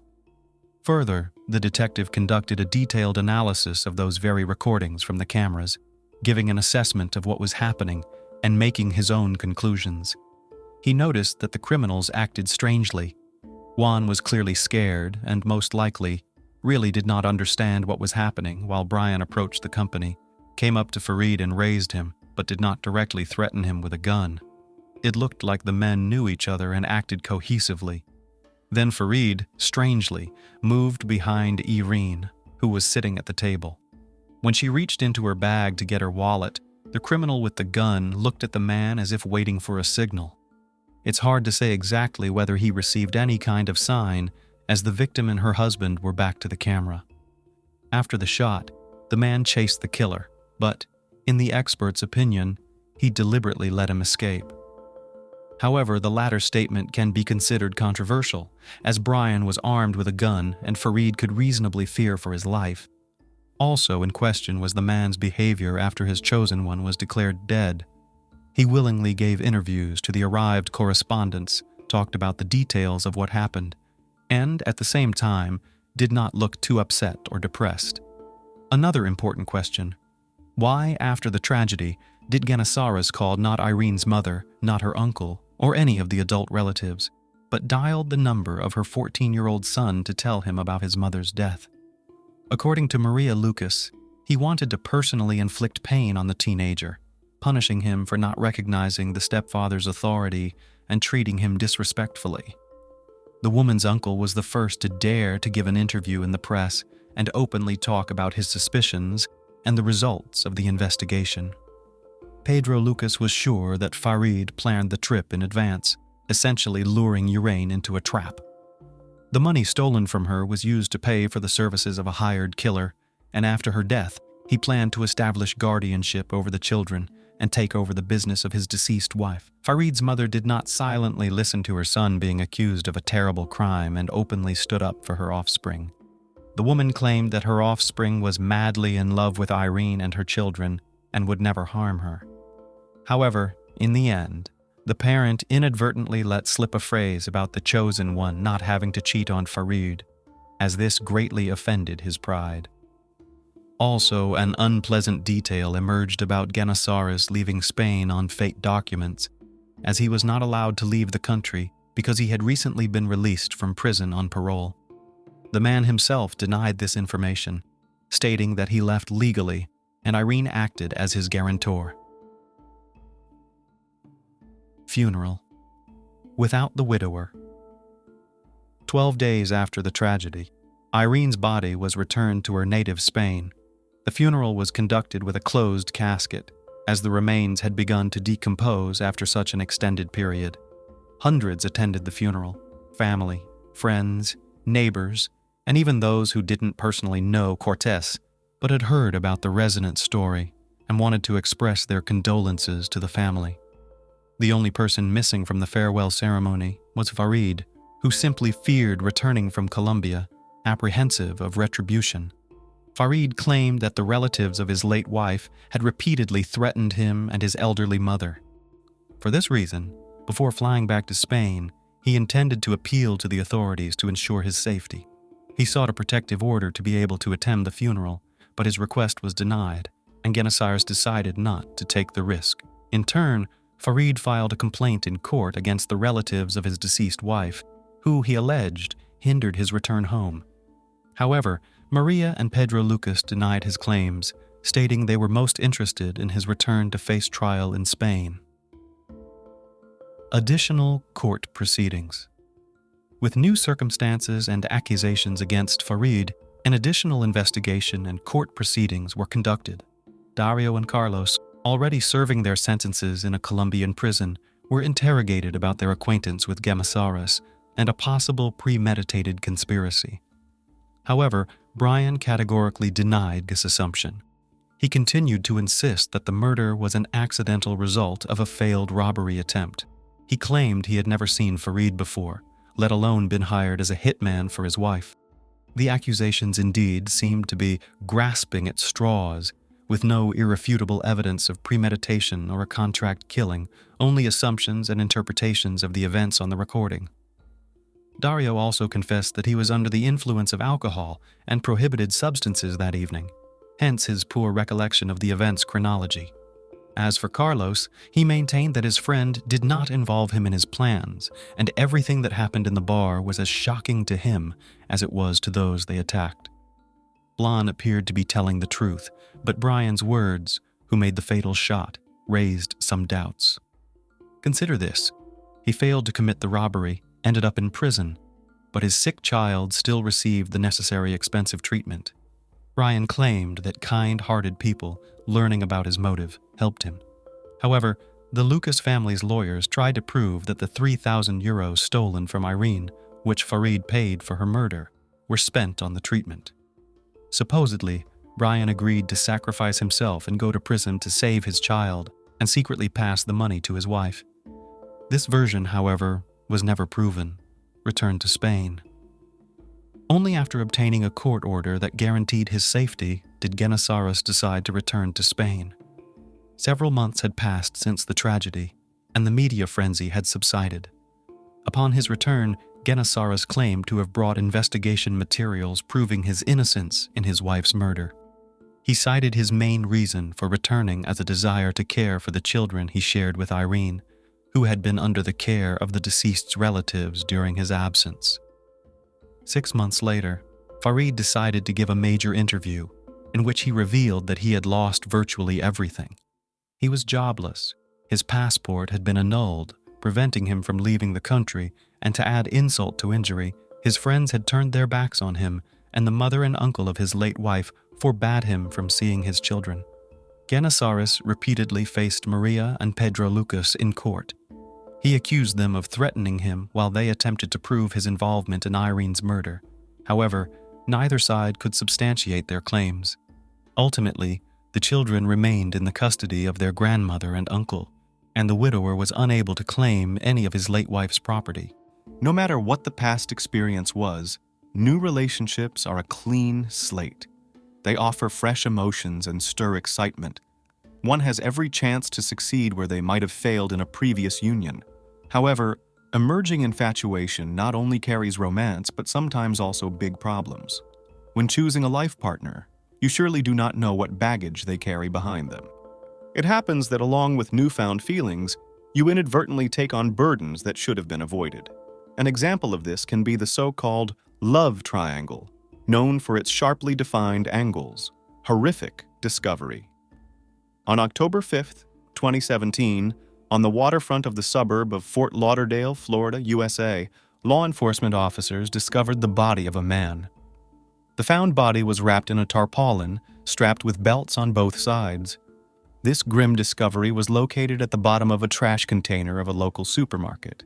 During the autopsy, it was determined that the victim had received multiple blunt force hits and knife wounds. Apparently, the man had been beaten over a long period. During the assault, the unfortunate man had his jaw broken and teeth knocked out, some of which ended up in his respiratory tract. Most of the bones in the face and head were broken. Only on the skull were 6 wounds inflicted by a blunt object noted. Additionally, 6 knife wounds were found on the neck, 7 in the throat area, and several more in the upper part of the chest. The injuries were so severe that in some places the flesh was cut through. Ultimately, the medical examiners concluded that death was due to head trauma, blood loss, and suffocation. The identity of the deceased was beyond doubt, further confirmed by the victim's brother. On the pathologist's table lay 39-year-old Nicholas Wilcox from Putnam, Connecticut. What events led this young man to such a tragic end, and whether his tormentors were punished, we will learn in today's criminal story. Introduction to the main characters. In the subsequent investigation of Nick's demise, several individuals were suspected. his girlfriend Isabella Tagliarini and her former boyfriend Eric Robinson. Both were also his neighbors in the duplex where our story's protagonist had moved. The house is designed for 2 families and features separate rooms, each with its own yard and entrance, a popular type of property in Florida. Initially, Robinson, who had first rented the place, sublet the vacant units. 38-year-old Isabella was the first person he invited over. She was from Brazil, where she worked as a flight attendant for a national airline. In 2010, Tagliarini divorced and immigrated to the U.S. with her children. She successfully married an American, which helped her secure the coveted green card. The marriage lasted until 2016, but over time, their passionate feelings faded, leading to their separation. That same year, the young woman began dating 46-year-old Eric Robinson. Her new partner was from a small town in Massachusetts, had never been married, and had no children. A romantic relationship quickly developed between them, though it was periodically turbulent. The passionate nature of Isabella and Eric's accustomed bachelor lifestyle contributed to this. Moreover, according to the woman, he was inconsistent in showing his feelings. He could be cheerful and friendly, then suddenly become gloomy and aggressive. For this reason, the couple broke up and got back together multiple times. In June 2017, shortly before Nicholas moved in, the lovers had separated again. Wilcox had known the couple for about 6 months and maintained contact with them. When he mentioned wanting to save on rent, Robinson offered him to move in and share the expenses. Initially, the neighbors had a wonderful relationship. They respected each other's personal space, yet often spent time together. However, over time, this neighborly idyll was disrupted and problems began. As it turned out, Robinson was using and storing banned substances, which explained his erratic behavior and mood swings. On August 23, 2017, the man was detained. Shortly before this, he had reconciled with Isabella and was actually in a relationship with her at the time of his arrest. By then, Nicholas had already been living with them under the same roof. After Eric's detention, none of the tenants knew when the main renter would return, nor what their future held. It was possible they could be evicted at any time. Therefore, they immersed themselves in work to have a financial safety net in case of emergency. Fortunately for Nick, there was plenty of work, which was not the case for Isabella. The woman struggled to find suitable employment, so she began helping her neighbor in the construction business. The life story of Nicholas. It's worth noting that several generations of the Wilcox family engaged in similar activities.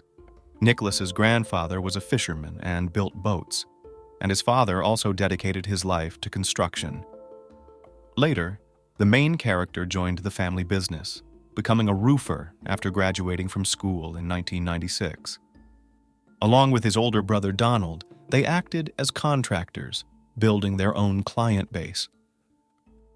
At the age of 23, Nick started a family. The young man tied his life to a girl named Kathy, who was his classmate in his senior year. A year later, the couple had a daughter, and 3 years after that, twins. Throughout this time, the family head worked diligently, striving to provide a decent living for his loved ones. Friends and acquaintances of Nick recalled that despite his busy schedule, he was a devoted husband and father. Yet he devoted a lot of time to his professional pursuits. Perhaps this was the reason for the family's eventual dissolution. The divorce occurred shortly after the birth of the younger children. Nonetheless, the father continued to communicate and support his family. A fresh start. At the beginning of 2017, following his brother, Nicholas moved to Florida. The new place promised better job opportunities. Here, the number of clients significantly increased.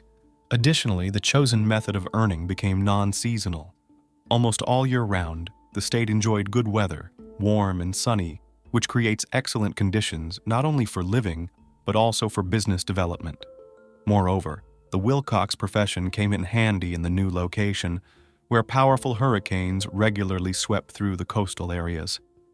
During storm season, homes were damaged and thus needed to be reinforced and repaired after the bad weather. Leaving his family back in Connecticut, Nicholas continued to care for his children from a distance. According to an agreement with his ex-wife, he sent them money and visited whenever possible. Initially, the man stayed in a multi-apartment complex in Fort Lauderdale. However, he later had to move to the suburbs to reduce his housing expenses. Irma. It was during this time that life brought him together with Isabella Tagliarini. The hurricane season had started, so Nick was inundated with daily orders. At that time, Hurricane Irma was approaching the area where the hero lived and worked. It turned into a powerful Atlantic tropical cyclone of Category 5, with wind speeds of about 177 miles per hour. An emergency was declared before its arrival. About 7 million people were evacuated from coastal areas. Nicholas spent all his time preparing buildings for the impending assault of the elements. He reinforced homes, boarded up windows and doors, and afterward was involved in clearing the resulting debris. Of course, all this was his main job, so he was paid for it, but he could not be called mercenary. In an interview, the man's older brother confessed that Nick never refused to help. One September day in 2017, as all of Florida was preparing for the terrible cyclone, Nicholas was busy boarding up windows with plywood. Soon there was a sharp shortage in stores, creating long lines. In one of these lines, a woman named Pamela approached Nick. She told him that she lacked building materials to fortify her home. In response, the younger Wilcox promised to solve this problem, and that same evening brought her the 7 missing sheets of plywood. He boarded up all the doors and windows of the woman's house and refused payment, even though he spent an entire day finding the necessary supplies. Nick was moved by Pamela's difficult life situation. She was left alone with children and needed outside help. In response, the woman thanked her rescuer. Heated romance. The hurricane brought widespread destruction, providing Nick with work for a long time. As a result, he decided to make his duplex neighbor his assistant. Isabella's duties included cleaning up after the projects were completed and handing tools during the work. As the young people spent a lot of time together, their friendly relations evolved into a romantic relationship. On September 3rd, the couple made a peculiar vow, written in blood and on paper, which served as a sort of engagement and a promise for a long and happy life filled with lots of children. Despite the strong feelings that enveloped the lovers, their union could not be called perfect. Almost immediately, minor issues and disagreements began. Arguments arose out of nowhere. On September 22nd, a serious conflict occurred between Nicholas and Isabella. The woman even left home and spent the night in a hotel. However, the next morning, the couple reconciled. According to Tagliarini, she lacked attention and respect from the man. He, on the other hand, thought she was exaggerating. Ultimately, their love led to inevitable consequences. The message. On October 5th, 2017, a man called the local police. During the conversation, he introduced himself as Isabella's former husband and asked the law enforcement officers to contact her. According to his words, she had information about a recent crime. The caller did not provide any more details. Despite the strangeness of the call, the police immediately responded to the message and called Tagliarini. From her voice, it was clear that the woman was hysterical.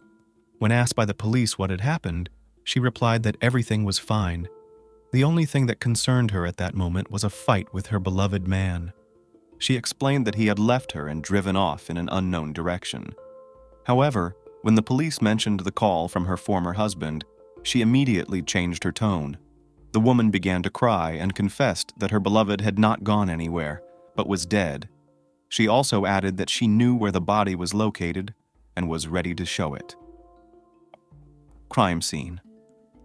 Law enforcement arrived at the address provided by Isabella. The officers were met with a house, all of whose windows and doors were boarded up with plywood, apparently in preparation for the approaching hurricane. Inside, there was a strong smell of cleaning agents and paint, indicating that the place had been thoroughly cleaned.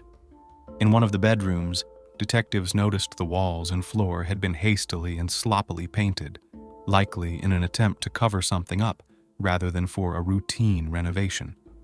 Their suspicions were confirmed by the discovery of hydrogen peroxide containers. Small blood stains were found on the bedding and the bedside table. It was also evident that someone had replaced the old mattress. Despite efforts to eliminate and paint over them, bloodstains were everywhere. The police suspected that the room had been the site of a violent crime, which Tagliarini had tried to clean up but hadn't completed in time, thanks to her ex-husband's timely call. Isabella was found inside the duplex, appearing distressed. During the conversation, she explained her state by saying she had been under the influence of a sedative during the phone call, which accounted for her unusual behavior. However, she confirmed knowing what had happened there and where the body was located. The unstable woman was decided to be taken to the station. By this time, the police had spoken again with her ex, who provided a partial account of the events. According to him, she had called him and told him about the crime. Initial version. Nevertheless, during the interrogation, the Brazilian woman claimed that Eric Robinson, her former boyfriend, was involved in the crime. On October 5th, around 2 a.m., the man came to the duplex and found the couple asleep. He was enraged by a vow hanging above the bed's headboard in the bedroom. He woke Isabella by putting a knife to her throat to prevent her from screaming. At that moment, she looked at Nick lying beside her, who seemed to be struggling to breathe. However, Eric did not allow her to see more and pushed her out of the bedroom. He then took a brass knuckle and a bat and began to beat the defenseless man. After finishing the beating, Robinson wrapped the body in a tarp and secured it with straps. Under the threat of a similar fate, his girlfriend helped him dispose of the body. However, the detectives were puzzled as to why, instead of calling the police, she had called her ex-husband. Isabella explained that she was very frightened and was looking for support and advice. According to her, the criminal also forced her to clean up the residence and eliminate all traces. Afterwards, he returned the phone he had taken earlier and left. Her confession raised doubts and required verification. Additionally, visible bruises and abrasions were noted on Tagliarini's body, which she explained were from being beaten by Eric after Nicholas's death. Investigation. The officers began their investigation by searching for the victim and his assailant. The suspect indicated where her boyfriend was hidden. While the medical examiners worked on the body, forensic specialists arrived at the scene. Meanwhile, law enforcement was busy searching for Eric. It was established that the man had been released from prison on October 3rd and was living at a different address. During this time, the criminal had met a new woman named Merida, at whose place he was staying. She told the police that on the night of October 5th, her boyfriend received a phone call after which he immediately left. He returned around 5 a.m., packed his things, and set off again without any explanation. When asked if she noticed any bloodstains on her boyfriend's clothes, Merida explained that she hadn't seen anything suspicious. Robinson was found around 8 p.m., 4 miles away from the house. He refused to cooperate with the investigation, and therefore, he was taken into custody pending further investigation. Eric's version. During the interrogation, Eric provided a story that differed from Isabella's version. According to his statement, Tagliarini contacted him on the night of October 5th, despite a restraining order she had received against him immediately after he was sent to prison. Despite this, she told him that she had attacked Nicholas under the influence of banned substances and ended his life. When Isabella came to her senses, she realized she couldn't manage the situation alone and asked for help. In return, the Brazilian woman promised Robinson that they would get back together and start over. As Eric still had strong feelings for her, he agreed to these terms. Fiery Brazilian. Detectives latched onto the man's words, wanting to interview the initial suspect once again. Given the circumstances and her behavior, it was clear that she was holding back information. Most likely, she was trying to minimize her role in the incident.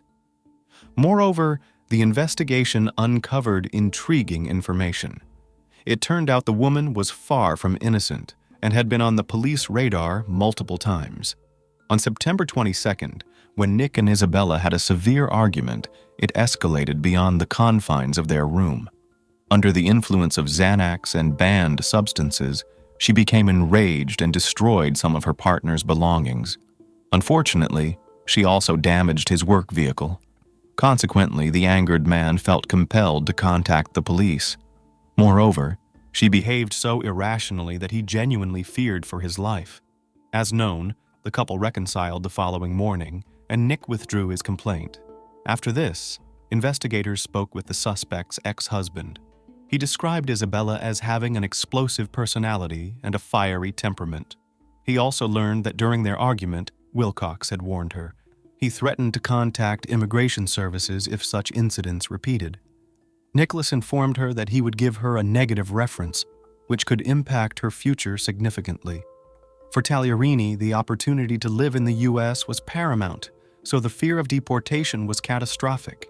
Could it be that during another argument, Isabella reacted explosively again and found herself under threat? It was quite plausible that her desire to stay in America could have motivated a subsequent crime. Not wanting to rely solely on existing statements, detectives began interviewing those close to the involved parties. An important witness turned out to be a neighbor of the young couple. Her windows overlooked the courtyard of the duplex. She stated that she saw Robinson arrive in his car on the night of the crime. He then took some tools and trash bags, and shortly thereafter, he got back in his car and left. The investigation continues. With substantial evidence gathered in the case, Tagliarini was called in for another interrogation on October 11th. At that time, the woman had not been arrested, so she came to the station voluntarily. Thanks to video surveillance footage, detectives established that on the fateful night, she personally transported Nick's body and disposed of it in a trash container. During this, the Brazilian was neither frightened nor agitated. She acted calmly and methodically, making decisions independently. That night, she indeed met with Eric Robinson, but she was relaxed and friendly. At the same time, no one took her mobile phone, and she purchased the items needed for emergency repairs herself. In response, she began to change her story, adding new details about the events. Isabella insisted that it was Eric who had threatened her with either murder or deportation along with her children. She claimed that she was forced to act as she did because of these threats. Although her statement sounded plausible, the investigators were cautious with their conclusions. Both Robinson and Tagliarini's backgrounds raised suspicions. Eric also had a turbulent past. He first caught police attention in 2001, mainly for possession and distribution of narcotics. At the same time, Isabella had every reason to fear him. In August 2016, he committed an aggravated assault against a woman. In June 2017, he was caught for strangulation, and in the same year, for possession of substances. Neighbors reported being afraid of the man and tried to avoid him due to his aggressive and erratic behavior. The next interrogation of the Brazilian woman took place on October 14th. Despite her claims of not having touched Nick, experts found traces of her DNA on the man's body, thus contradicting her statements. According to the investigation, she participated in the violent crime against her lover, at least in the disposal of the body and the elimination of evidence. However, neither suspect admitted to any wrongdoing. While Robinson was held in custody, Isabella was briefly detained before being released to await trial. Everyone was anticipating the start of the court proceedings. However, due to various complications and delays, the trial did not take place until 5 years later. The significant delay was caused by the outbreak of COVID-19 and a series of bureaucratic snags. During this time, the prosecution clearly formed its strategy and tactics, while the defense thoroughly reviewed all information gathered during the investigation. Additionally, during this period, another significant piece of evidence was uncovered. The prosecution managed to recover Robinson's deleted social media account, which he had used to discuss the crime against his former friend. Over these years, Isabella made a plea deal with the prosecution, admitting guilt to a lesser charge. In exchange for a lighter sentence, she agreed to testify against Eric. Sentencing. On April 10, 2023, the trial of Eric Robinson finally took place. The prosecution argued that he was solely responsible for the crime against Nicholas. Isabella's role was not presented as that of a co-conspirator, but as a witness who tampered with evidence and helped eliminate traces, which is also criminally punishable. Legal complexities caused several hearing cancellations, and the trial resumed after a week. Throughout the trial, Robinson was charged with premeditated murder. Despite Tagliarini providing inconsistent testimonies and contradicting herself, her attorney maintained her innocence. The prosecution focused on witness statements that described Eric's unusual actions on the night of the crime. To avoid GPS tracking, the accused used his new girlfriend's car, which was not equipped with satellite tracking, and he also left his mobile phone at home. Meanwhile, other case details were not concealed. It became known that after the crime, Isabella and Eric had an intimate encounter in the next room. She explained her condition by stating she was under the influence of strong sedatives and also feared for her life. After hearing both sides, it became clear that jealousy was the motive for the brutal and senseless murder of Wilcox. While Isabella claimed that she had ended the relationship, Eric still considered her his girlfriend. Upon his release, the accused returned home, but the changes that had occurred in the meantime fueled his rage and hatred. During this period, he plotted revenge against his rival and committed a cold-blooded attack while the couple was most vulnerable in their sleep. His first strike effectively sealed the fate of his former friend. He then attempted to dispose of the evidence by scattering it in various locations. The murder weapon was found in a landfill. The deceased man's body was wrapped in tarpaulin and hidden in a trash container.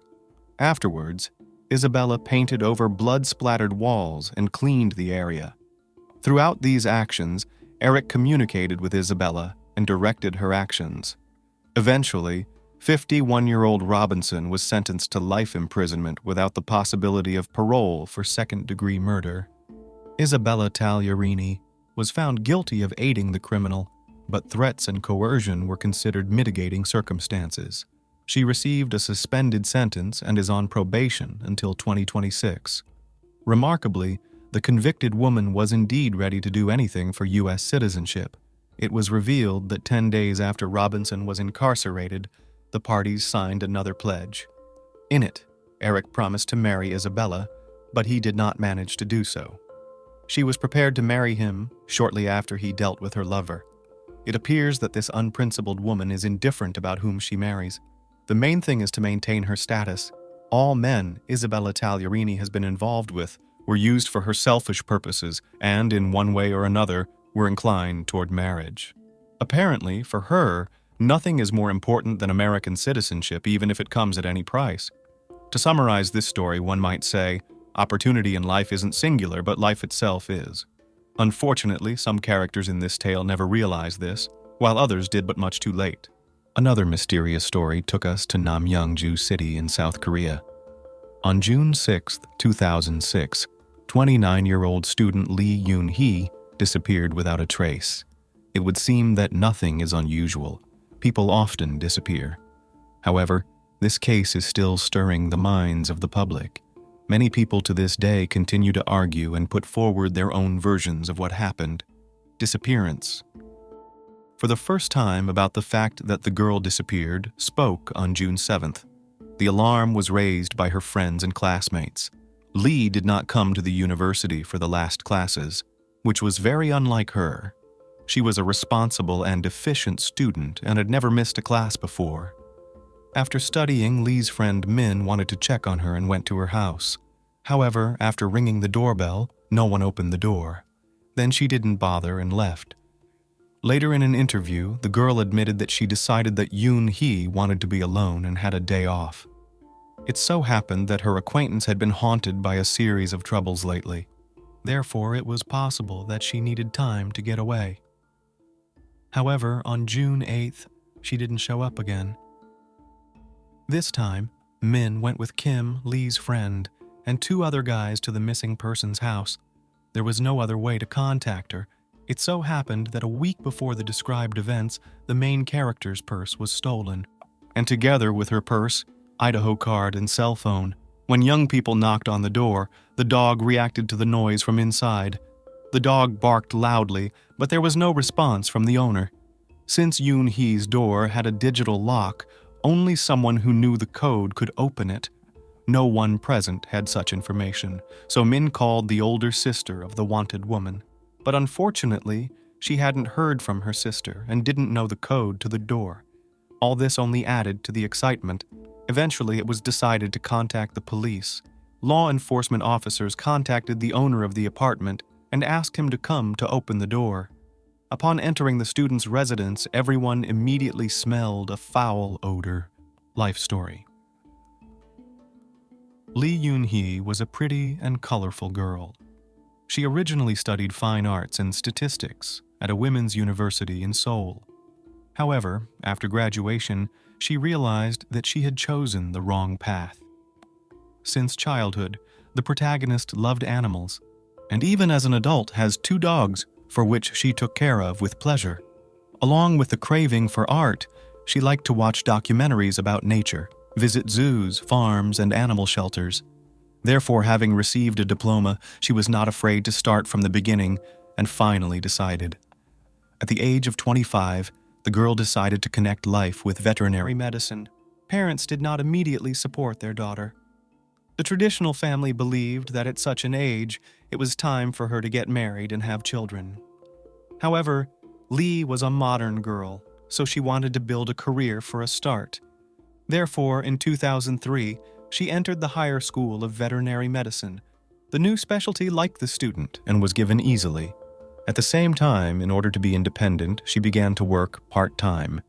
Lately, the girl has been tutoring younger students, as well as children of teachers. In 2006, when the study was coming to an end, Lee was preparing for final exams. It is understandable that trying to combine study and work, she was very tired. But circumstances demanded it. A robbery. On June 2nd, Lee was returning home after a private class. She was walking at a slow pace, absorbed in her thoughts. Suddenly, 2 men on a motorcycle sped past her at breakneck speed. As she recovered from her fright, the student realized that the intruders had stolen her purse. Several witnesses to the incident tried to help and went after them. Their van managed to chase the motorcycle for a while. However, once the thieves turned down a narrow alley, the chase had to be called off.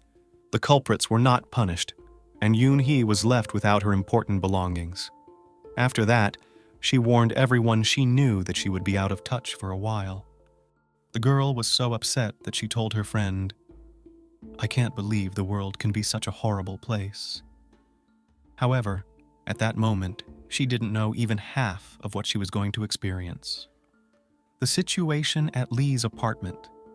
Lee's apartment was empty. What was noticeable was the mess made by the dogs. 2 puppies were lying on the floor. In the absence of water and food, they were dehydrated. Apparently, the animals were trying to find something to eat. Therefore, scraps of papers and clothes were lying everywhere. It became clear that the pets had not been walked for several days, hence the pungent odor that filled the room. Min noticed her friend's conspicuous backpack standing quietly in the corner of the room. Since it contained the essentials, Yoon-hee never went anywhere without it. This indicated that she left the apartment in a hurry or for a short time. The condition of the house did not seem suspicious to the police. At first glance, nothing was missing, and there were no signs of forced entry. Therefore, assuming that the wanted girl had left voluntarily and would return soon, the police left. However, such arguments did not satisfy her friends. First, Lee would never in the world would not have left the animals to starve. Secondly, she could not disappear without telling anyone. So the company contacted Lee's family members. The family confirmed that they hadn't heard from her in days. Dissatisfied with the police officer's conclusion, Min and her friend went to the station. Unfortunately, due to the slowness and poor handling of the investigation, Korean law enforcement agencies have been repeatedly admonished for their actions. So the young people decided to insist on their own and officially report their friend missing. Evidence. At this time, 2 of Lee's other friends stayed at the house. They wanted to wait for her parents and discuss everything. Not wanting to embarrass the missing person's relatives, the guys decided to clean up the apartment. They washed the floors, threw out the trash, and even washed dirty laundry. In general, destroyed all the evidence that had taken place. In addition, it was later learned that upon arrival, Lee's sister threw away the cigarette butt found on the veranda. She did so because she didn't want to embarrass her sister in front of her parents. They would be very upset to know that their daughter smokes. But the thing is, Yoon-hee's acquaintances unanimously claimed that they had never seen it. Perhaps in this way, another solid piece of evidence in the case was destroyed. Afterward, the guys were very sorry that wanting to do better only aggravated the situation. The young people explained that at that time the police had not taken up the investigation and had not warned them not to touch anything. When Lee's parents arrived in the evening, they inspected the apartment. Dong, the girl's father, reported that several other things were missing along with his daughter. The first thing he named was a hammer. The man explained that he personally insisted that such a necessary item was in the house. Lee Yoon-hee had always laughed about it and kept it in plain sight. The other missing item was an antique coffee table. The student was particularly fond of it, often eating at it and using it as a bedside table. It was unclear to everyone where the girl could have gone, as well as where two unrelated objects had disappeared to. The unknown painted a frightening picture. The last party. That day, in addition to the police report from Lee's friends, there was another one. The concerned parents of the missing girl decided not to delay. It was already obvious that enough time had passed since the alleged disappearance. She was last seen on June 5th. That was when Yoon-hee and her classmates finished their last practice of the semester. The young people were going to celebrate the significant event. For this purpose, they even invited the teachers. Obviously, not everyone agreed, but some still decided to keep company with a group of 40 students. The protagonist was upset that she had suffered another failure because of an unsuccessful, in her opinion, operation on an animal. Due to this, she had no desire to go to the party. Some even claimed that she locked herself in the restroom and cried. Perhaps before graduation, the diligent student simply lost her nerve. Therefore, she was so critical of herself and saw the world in pessimistic colors. Nevertheless, her friends managed to calm the girl down and persuade her to join the party at the karaoke bar. By 10 o'clock in the evening, Lee's mood had noticeably improved. Everyone gathered in the pub. They ate, drank, remembered university everyday life, danced and sang songs. They were supported by the heroine of the story. CCTV cameras recorded how at around 2:30 at night she left the toilet and left the celebration. It was noticeable that the girl was upset about something. However, the rapid departure was noticed by a 27-year-old guy named Kim and went after her. According to the man, he asked what happened. Since young people were close since their school years, Lee confessed and complained to her friend that someone was watching her in the toilet. However, she did not give any details. Kim was concerned for his friend. He knew that she was already frightened by the recent attack on the street, so he offered to carry her backpack and escort her home. Lee lived in a rented apartment about a 20-minute walk away. Kim later told investigators that he was unable to walk his buddy to the door. She said goodbye to him in one of the dark alleys. However, the young man still decided to wait until the lights came on in the windows of her house. After making sure that the girl was not threatened, he turned around and went to his house. It should be noted that the guy lived nearby. On June 6th, the country celebrated a national holiday, Memorial Day. Therefore, the absence of news from her did not seem strange to anyone. However, it was after the party that no one saw Yoon-hee. The beginning of the investigation. During the investigation, curious facts were established. On the morning of June 5th, about 4 o'clock the day before the disappearance, one of the classmates came to see Lee. He said that he was fixing a loose leg of the coffee table. He told the investigation that Lee did not want to throw it away, so she asked him to fix it. He stayed in the apartment for about half an hour, he said. After the short repair, the couple went to the university. He was not present during the celebration and never met Lee again. Some claim that the young people were in a romantic relationship, but there is no concrete evidence of this. In parallel, the relatives of the missing woman conducted their own search. One day, Lee's father, Dong, in search of any clues, explored the neighborhood where his daughter lived. Suddenly, between two garbage cans, the man noticed a familiar table. However, the tabletop and the unscrewed metal legs were lying separately. The relatives assumed that it was damaged during the events that took place in the apartment. The find was submitted for examination. It is quite possible that on the ill-fated night, Lee was the victim of a brutal attack. Her father was worried that she could have been killed because of the hammer he had given her. It is possible that the perpetrator, having gotten rid of the table, took the tool with him or hid it somewhere. Stalker theory. Amazingly, during the inspection of Lee Yoon-hee's home, the experts were unable to find any fingerprints, DNA, blood, or any other evidence. So thoroughly had Lee's friends cleaned the apartment.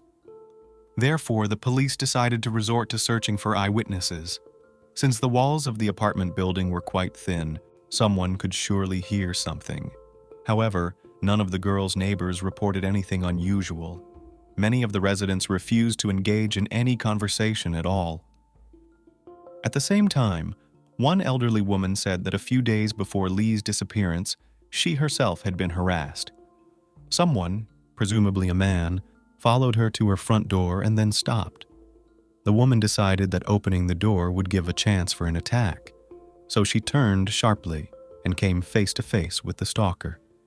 She noted that the hood made it difficult to see his face. However, her actions frightened the unknown man. He turned around and left. It should be noted that in South Korea, pushing has become widespread. This term means unwanted, intrusive attention to one person by another or a group of people. Very often, law enforcement officers record reports of women who report repeated incidents. It is not uncommon for a stalker to stand at the door and wait before leaving. This further creates feelings of anxiety and fear.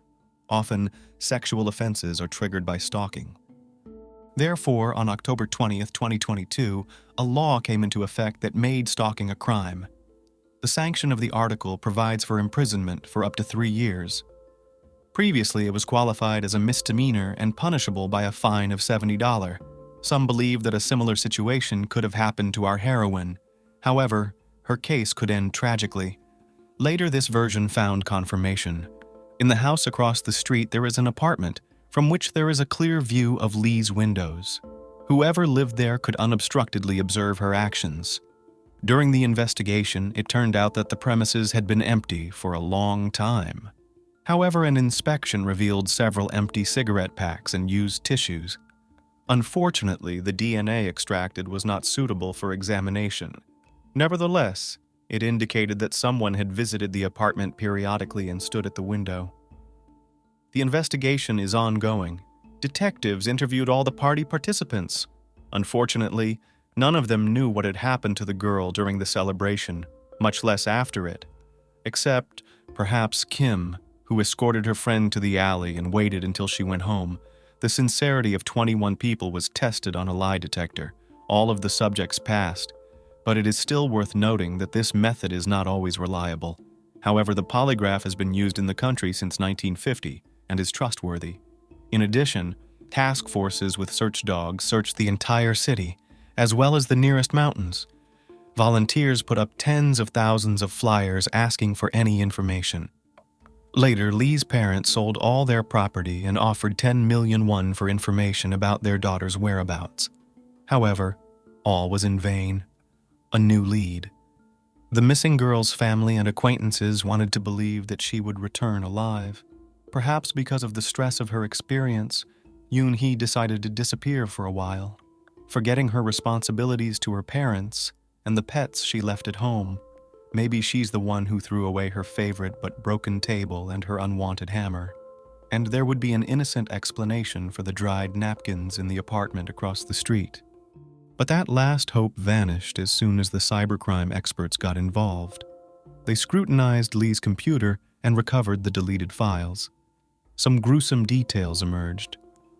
On June 6th at 2:59 a.m., about the same time the girl was supposed to return home, someone gained access to her desktop. He opened Naver, an internet portal used by 70% of the country's residents. He then typed the following phrases into the search: sexual harassment, contact the police, and 112.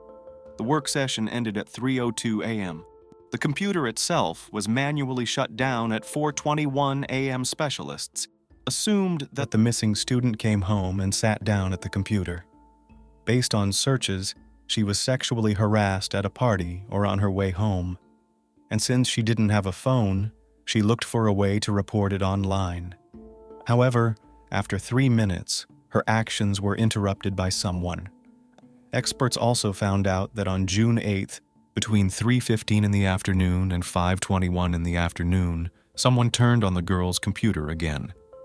At the same time, the unknown person deleted the history of messages in the messenger from 10:48 p.m. on June 4th until 3:04 a.m. on June 8th. To do this, he used a special program known in narrow circles. After it, it is not possible to restore the chat history. At the same time, it shows that a person who is well versed in computers acted. 2 days later, someone again logged into Lee's account on a popular music site and even checked his email. Using the IP address, police were able to trace the location of the connection. It was a motel in the town of Kunsen, which is 119 miles away. After reviewing the CCTV cameras from that day, detectives found no signs of suspicious behavior or traces of the missing student. However, this fact indicated that she did not disappear of her own accord. Someone was skillfully cleaning up the traces of the crime that had been committed. The first person who comes to mind is Kim, who by a strange coincidence was at Lee's house at the time of the mass deletion of correspondence. If you remember, he stayed with a friend to wait for Yoon-hee's family to arrive and did some cleaning. This gave him the perfect opportunity and enough time to cover up the unwanted actions. Amazingly, when investigators asked the boys if they had turned on Lee's computer, both said they didn't remember. In fact, there were no witnesses, no traces, and no significant leads in the case of Lee Yoon-hee's disappearance. Possible evidence was destroyed during the cleaning and clearing of the chat history. Had the girl's body been found, it is almost certain that the perpetrator would have been caught. For the most part, the victim keeps key evidence of the crime. To this day, however, the student's whereabouts remain unknown, as does her condition. She is most likely dead, and her remains are safely hidden or managed to get rid of them forever. These circumstances lead to another version of what happened: a mad professor. It is known that the faculty where Lee studied collected animal carcasses. This was done so that students were engaged in autopsy and study.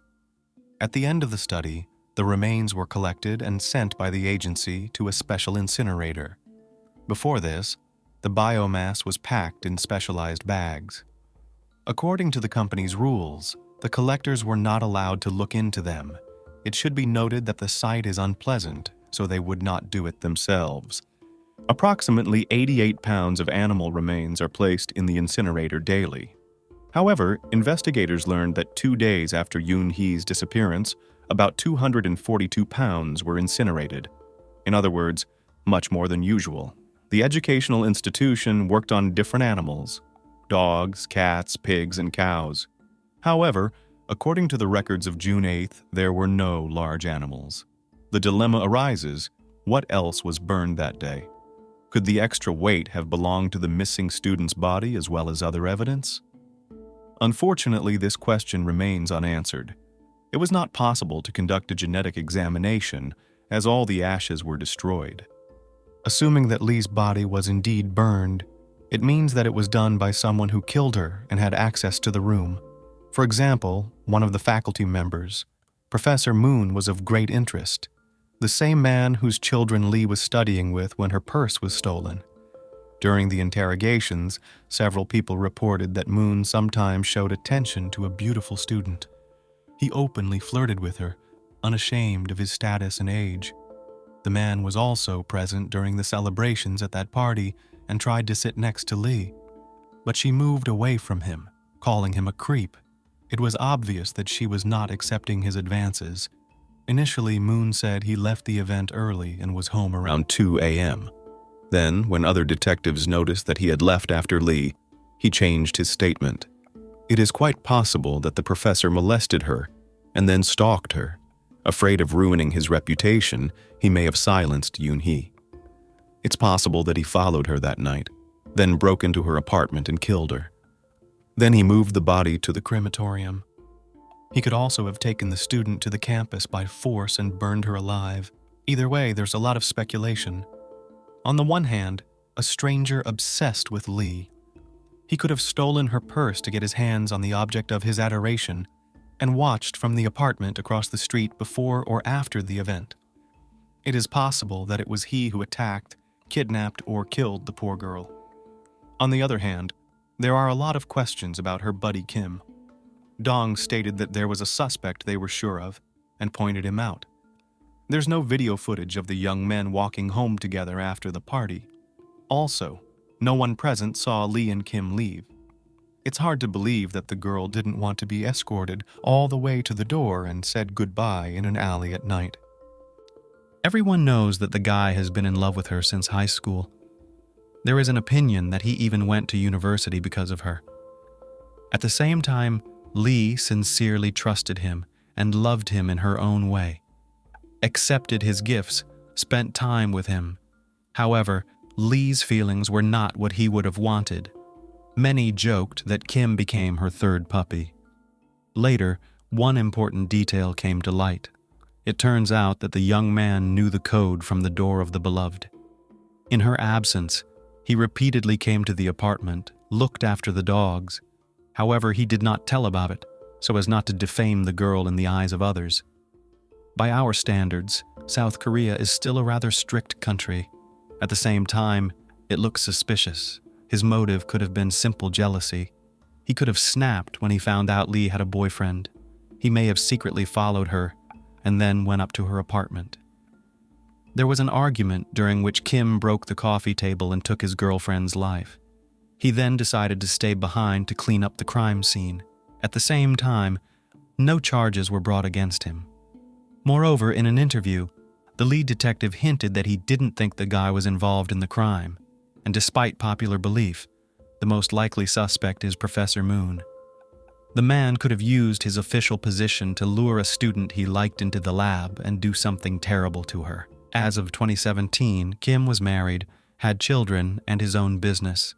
Lee's father still accused him of being involved in his daughter's disappearance. He even organized several demonstrations outside the man's private clinic. To defend his honor, Jim was forced to file a defamation lawsuit. With the court's decision, Dong was banned from approaching Kim's building. To this day, the man claims that many media outlets have defamed his name. 18 years have passed, but the search for Lee still continues. In time, her photos and age image were made public. The missing person's parents have grown old. But before leaving this world, they want to calm down and know for sure whether their daughter is alive or not. Over time, any pain is dulled, even from the loss of a loved one. But there's nothing worse than being left in the dark for years. What do you guys think? Is Lee Yoon-hee alive? And if not, who really killed her? Today, we venture into Cortland, a city of contrasts, where the grim realities of gang violence and the illegal trade of prohibited substances are offset by the upstanding native residents. Despite its status as a small town, Cortland and the surrounding Panola County, with a population of 34,000, face their share of criminal activity and dangerous gangs.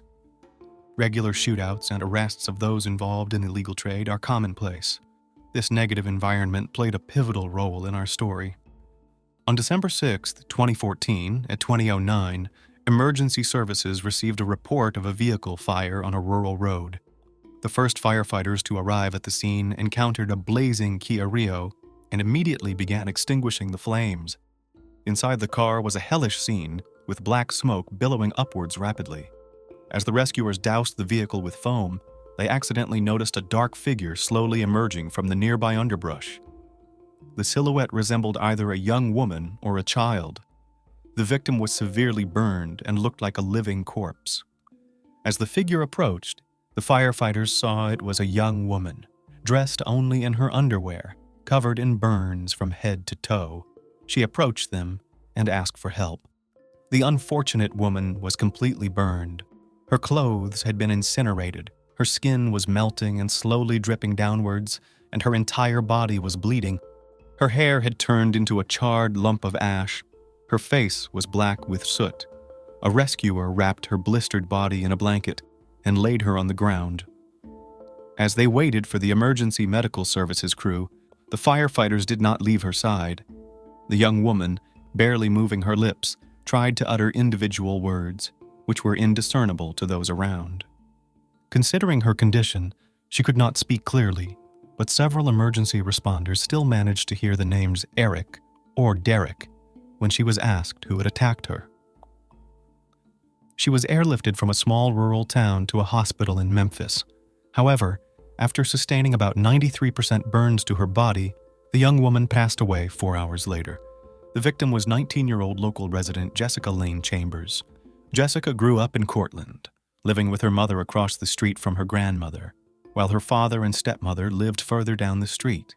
She was a petite and fragile young woman, but possessed a steely character. She was raised in a tumultuous family environment, much like many of her friends, relatives, and neighbors. Her father had pleaded guilty to manufacturing methamphetamine and had been arrested for driving under the influence in the early 2000s. In 2006, her 28-year-old neighbor was shot several times in his yard. Growing up in such a negative environment, Jessica did not turn out to be the quiet choir girl.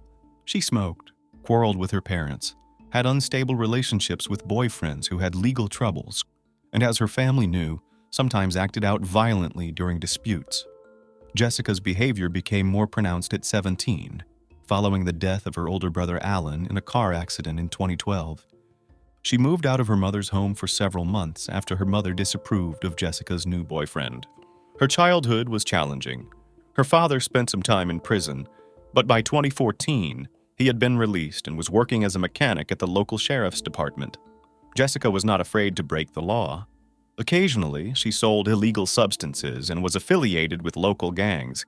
Nevertheless, the sweet and smiling Jessica was respected and liked by almost everyone she knew, making the shocking manner of her demise all the more mysterious. Rumors of a burning car and a deliberate fire-setting incident quickly spread throughout her small hometown. Jessica's father's position in the sheriff's department allowed him to be swiftly informed about the nearby car fire and the incident involving his daughter. Upon hearing the news, his wife ran down the street to tell Jessica's mother about the tragic event. They reached the hospital while Jessica was still alive. The tragic death of the young woman captured the nation's attention. Hundreds attended Jessica's funeral on December 13th, which was a memorial organized in honor of a joyful teenager, a former student, cheerleader, and a girl who dreamed of rising above her circumstances. A prolonged investigation into this high-profile case soon followed, stirring public interest. The FBI, ATF, and U.S. Marshals were called in to assist with the local investigation. The initial theory was that the fire resulted from a car accident. However, this was quickly ruled out as no signs of emergency braking or any other obstacles were found at the scene. An examination of the burned vehicle also showed no signs of impact or damage to the body. Thus, the theory was not supported. The primary theory then became arson. But at the time of the incident, the police had very few leads, and the lack of evidence prolonged the investigative process. Investigators questioned nearly everyone who might have been in contact with Jessica in the last days of her life. They even explored the possibility that her boyfriend, who was in prison at the time of the arson, might have ordered her demise. However, this theory was dismissed as he had been living in Iowa since their breakup. Ali Al-Sanai, the owner of a gas station, also came under suspicion. He was one of the last people to see Jessica alive. Ali gave his statement and was released. There was a theory that Jessica had brought trouble upon herself by associating with one of the local gangs. However, the gang members denied their involvement and expressed their condolences to the Chambers family. Many of those called in for questioning had good reasons to lie, even if they didn't know who ended her life. It seemed the investigation was at a standstill. There was neither a suspect nor a motive for such a brutal act. The public pressure on the investigation demanded justice, thereby slowing down the investigative process and repeatedly providing false leads about Jessica's life. Here are some of the theories that were most popular on social media. For instance, locals accused Brian Rudd, Jessica's ex-boyfriend from high school, who might have acted out of jealousy in a moment of intense emotion. Others suggested that Jessica sold someone faulty pills for several $100s, which could have angered a dealer. "This is the most mysterious case I have ever worked on," said District Attorney John Champion, who has been serving in the county for 22 years. He has been working on Jessica's case since December. Together with local detectives, the MBI, FBI, the Bureau of Alcohol, Tobacco, Firearms and Explosives, and the U.S. Marshals Service. According to Champion, they have interviewed and in some cases re-interviewed over 130 people, including several individuals named Eric and Derek. Yet authorities have not arrested any suspect so far. After some time, investigators managed to reconstruct the last week of Jessica's life, minute by minute, up to her tragic end. On December 5, 2014, after receiving a call on her cell phone, Jessica drove to the M&M Mini-Mart. Following a call from a friend, she purchased $14 worth of gasoline and left in her car at 5:15 p.m. Around 5:45 p.m., she called her mother to say she would return in a little while. Her hair was pulled back in a bun, and she was dressed in camouflage pajama pants. She then made a few more stops, one at an unknown house and another in the nearest town, before arriving at the scene of her tragic end, possibly already accompanied in her car by the person who would end her life. Surveillance cameras also captured a man in a striped shirt refueling at gas can before heading in the same direction as Jessica. However, there were no confirming data about the man's further movements. Cell phone records indicated that she spent about 10-15 minutes near a traffic light on Highway number 6, heading towards Batesville. The subsequent 62 minutes, between 6:30 p.m. and 7:32 p.m., also known as the mystery hour, took time to unravel. At 7:30 p.m., Jessica's phone showed that she reached the location on Heron Road, where her burning car was later found. So, where did Jessica Chambers go and what led to her brutal fate? The investigation moved very slowly. Only in December 2015, in a separate case involving charges of illegal possession of weapons, controlled substances, and counterfeits, 17 suspected gang members were arrested. District Attorney John Champion did not expect any of the gang members to be directly linked to the case of the burning incident. It turned out that during plea negotiations, all gang members were offered the opportunity to assist the investigation. Thus, the gang members pointed to a certain Quentin Tellis. Then, investigators finally learned who Jessica was with an hour before the fire. But in February 2016, authorities announced a pause in the case to conduct the more detailed investigation and establish a motive. The lack of official suspects only deepened the spread of baseless rumors, which circulated on the internet and then throughout the town. This situation attracted online detectives. A Facebook page called Justice for Jessica was created, offering a $50,000 reward for information leading to the arrest and a widespread search for her assailant.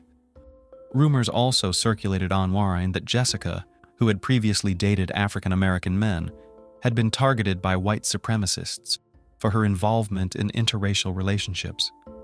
Conversely, online conspiracy theorists suggested that the culprits were African American because Jessica was in a gang and was perpetrated in retaliation for trying to leave it.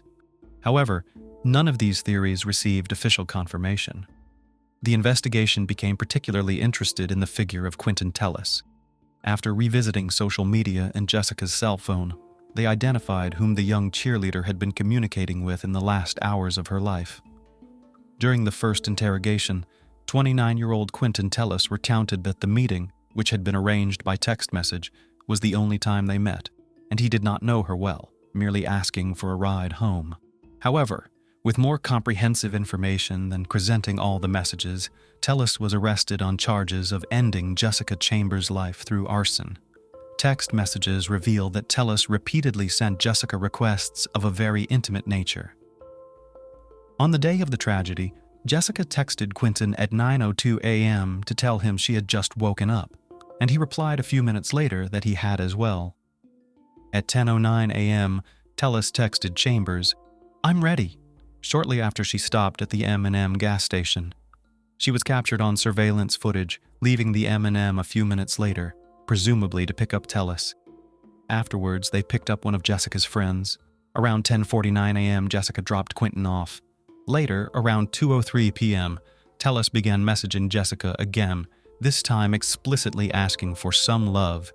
This was the fourth message in 4 days in which he requested intimacy via text.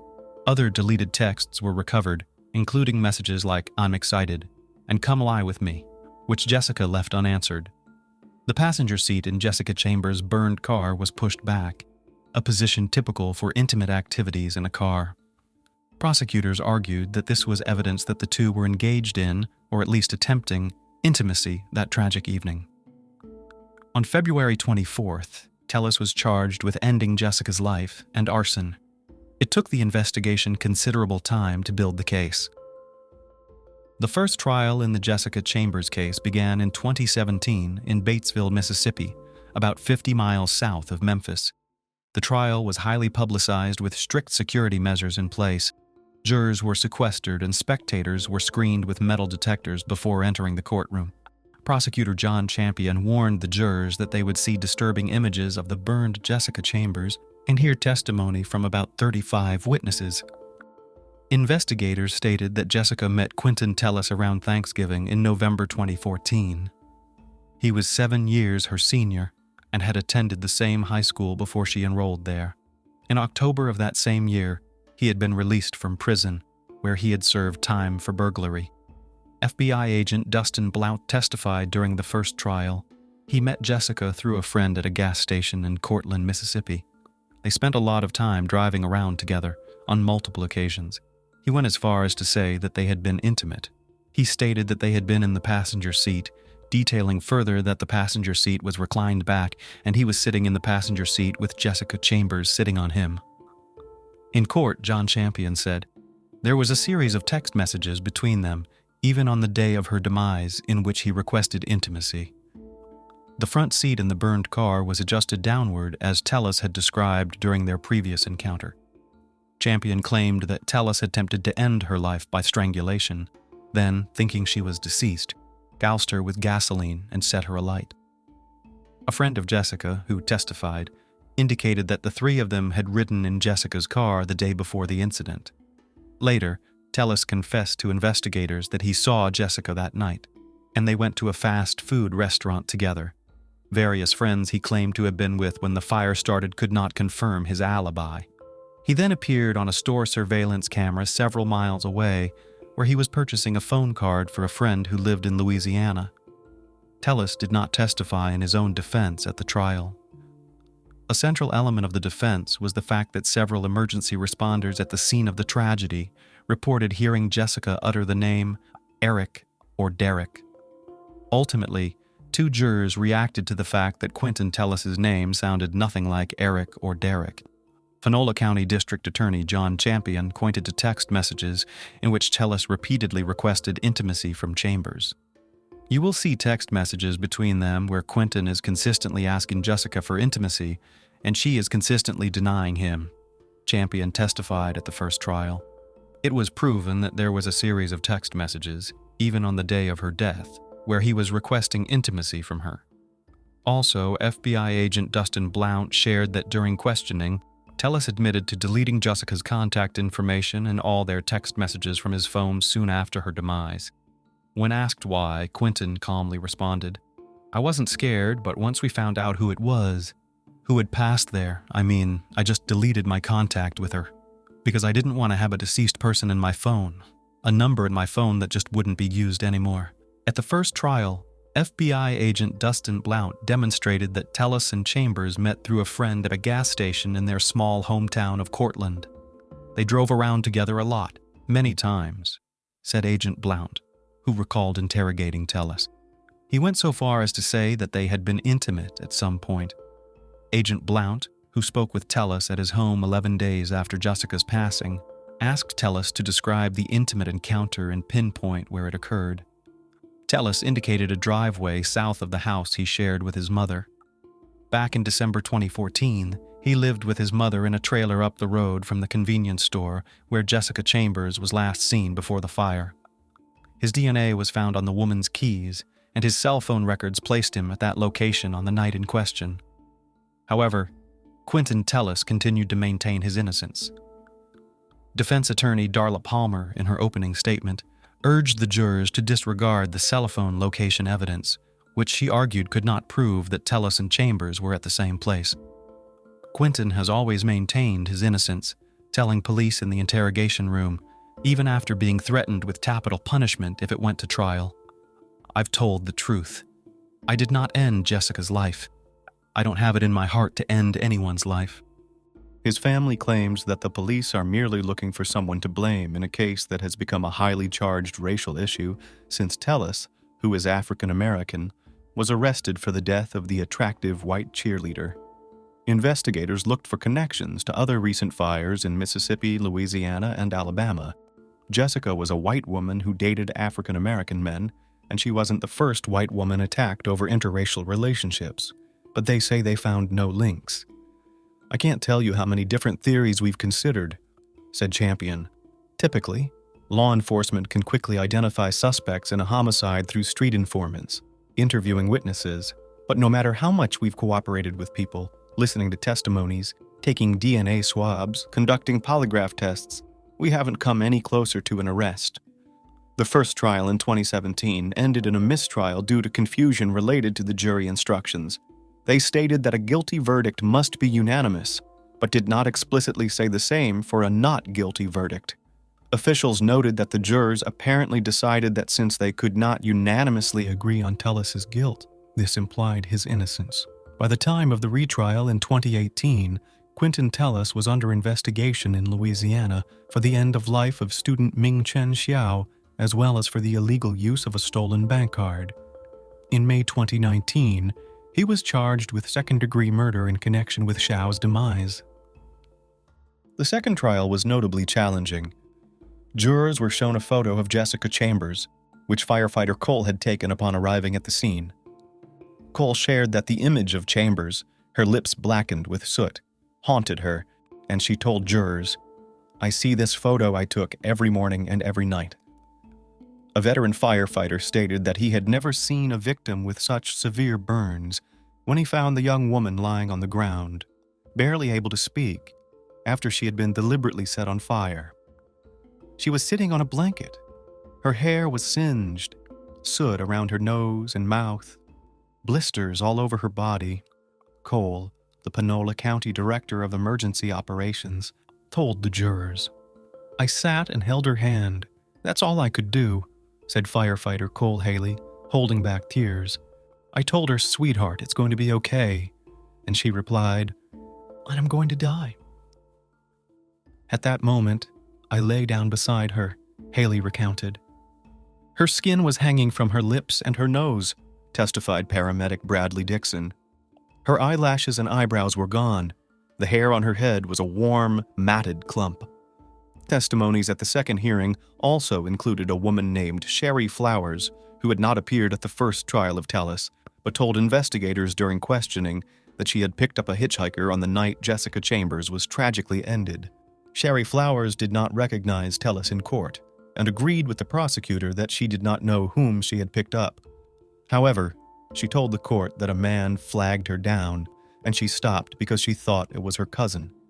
She agreed to give a ride to the man, whom she described as an African-American male, about 20 years old and of slim to medium build. Tellis, who was 5 feet 9 inches tall, was 26 at the time. Initially, Flowers did not reach out to investigators, and when asked why in court, she said, "I couldn't remember and thought it wasn't relevant to the case." Nevertheless, the prosecutors attempted to link this ride to the demise of Jessica Chambers, suggesting it provided Quentin Tellis with the opportunity to leave Jessica's car in order to return and set it on fire. However, the defense contested the timing, and Flowers admitted that she was unsure of the exact time of the ride, only stating, "I know I picked someone up." The investigator also presented that Jessica Chambers' keys were found in the ditch 2 days after her passing, near the spot where the hitchhiker was picked up. The defense objected to the keys being admitted into evidence, arguing it was impossible to prove where the keys had been at the time. During the retrial, jurors were required to visit the sites involved in the crime and hear additional testimony. The second trial was highly emotional, Witnesses broke down on the stand, and spectators wept as photos of the young woman Jessica Chambers' burned abdomen and face were shown. One of the first responders, cheerfully testifying, embraced the girl's father as he stepped down from the stand. In 2018, the second jury also failed to reach a verdict in the Tellis trial, marking the second jury in 2 years to be deadlocked over whether Quentin Tellis was responsible for setting Jessica and her car on fire. Despite the suspect having been tried twice, no conviction was secured, and the case remains officially unsolved. Nevertheless, online sleuths continue to scour social media for any clue that investigators might have missed, developing their own often outlandish theories about who truly ended Jessica Chambers' life. The demise of Jessica Chambers initially drew significant media attention. Over time, as media interest waned, the story captured the attention of internet detectives worldwide. To this day, one of the most discussed aspects of the Jessica Chambers case is what transpired between her leaving home and her tragic end. According to reports, Jessica left her house at 5 p.m. on the night of the crime, telling her mother she was going to a nearby gas station. Surveillance footage from the gas station shows Chambers there twice. The footage captures Jessica fueling up, then heading toward the store and waving to someone off camera before approaching them. Observers continue to speculate about whom young Jessica was waving at that day. Amateur detectives have tried to crack the case on their own, developing their own theories and sometimes following information that was blatantly false, and at times even harassing the family and friends of Jessica Chambers. These individuals, ranging from conservative bloggers to gluten-free bakers from Montreal, boating enthusiasts from Florida and grocery coupon collectors from North Carolina, claim to seek justice for Jessica above all else. Instead, they have terrorized her once peaceful hometown with their relentless demands for answers to their dubious theories. In the process, they spread rumors that seep into real life, stirring racial tensions, digging up old grudges, and reigniting feuds. For these amateur detectives, Jessica's death is not a mother's tragedy, it's a pastime. Media critics use the term missing white woman syndrome to describe the national obsession with victims who are young, blonde, and white, and Jessica fit all these criteria. A former cheerleader with flaxen hair, weighing just 90 pounds. But those obsessed with Jessica's death are particularly fixated on her tiny hometown. Outsiders can easily track down social media accounts and even phone numbers of Jessica's family members, friends, ex-boyfriends, and sworn enemies, all of whom have reported being contacted by strangers wanting to interrogate them about whether they took the life of the teenager. The police say they still don't know who ended her life and why, leaving the mystery in the hands of online amateur sleuths who may do more harm than good. When does a personal tragedy become a public spectacle? The Justice for Jessica memorial page on Facebook, managed by Jessica's older stepsister, remains popular. It has united many compassionate people from around the world who once heard about the young woman burned alive. People send letters of sympathy, supportive words for the family and friends, and donate books and gifts in Jessica's name. Hanging in Jessica's room is a memorial quilt made of bright pink patches with zebra prints, along with her photo and the dates of her birth and death. The words "secret group" were stitched into the top left square. No one knows what this phrase means, as the quilt, like other gifts, came from around the world. Tragically, Jessica's death did not change the town of Cortland. Everyone knows each other here, and both authorities and locals believe the attack was personal. 29-year-old Quentin Tellis, serving time for a different crime, is not a free man, yet justice for Jessica still has not been achieved.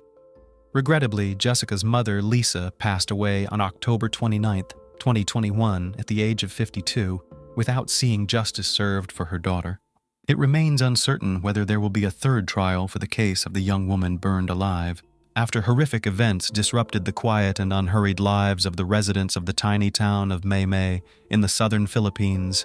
Lavella Magad finally received permission from law enforcement to clean her own home, which had been the scene of a terrible crime. As she wiped down the surfaces, she reflected on the fact that not long ago, these rooms were filled with prosperity, stability, laughter, and warmth. And then, Someone ruthless had cruelly and inhumanely taken the lives of her 2 children, after which the shadow of tragedy had consumed all familiar life. It wasn't easy for Lavelle to touch the pieces of furniture that still held the memories of her children, but cleaning distracted her from the heavy emotions, creating a temporary sense of control at least over the order of the house.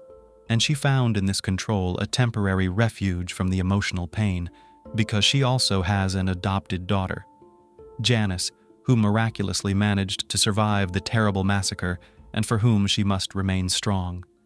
In recent days, the grieving mother could only cry, scream, curl up in a ball, and for long hours went deep into herself, although she realized how hard it must be for Janice, who was the only witness to the crime. Reaching her foster daughter's room, Lavella concentrated especially on cleaning.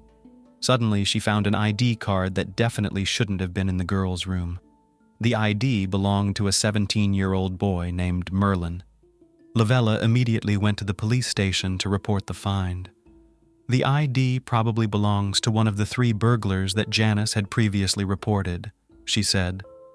The police officers listened carefully to the woman, and the ID did indeed go a long way toward bringing the crime closer to being solved. However, they were not at all surprised, as by this point they were pretty sure who, how, and why killed Gwen and Louis Magud on December 10, 2021. On September 22, 2013, long before the events at the Magod's home, a 9-year-old girl, unable to bear the lack of parental love, care, poverty, beatings, and physical hunger, stood on the dock and stared hopelessly into the water. A lonely, quiet child caught the attention of a woman passing by. When asked what she was doing here alone and if she needed help, the girl looked up and quietly replied, "My name is Janice Sabil. I have no parents, and for some reason I don't remember anything." The woman decided that the child had suffered some kind of shock that caused her memory loss. Perhaps something terrible had happened to her. The woman took the girl to the nearest police station, where she was assured that the child would be taken care of. Janice was placed in temporary custody, and they tried to find her parents. Time passed. The search yielded nothing. The girl did not remember anything about her life. No one ever reported the child missing, and after a while the girl was officially recognized as an orphan, transferred to the permanent care of the Department of Social Welfare and Development, which, in general, did not sadden the child at all. For the first time, she had plenty of food, clothes, and a lot of friendly attention from adults.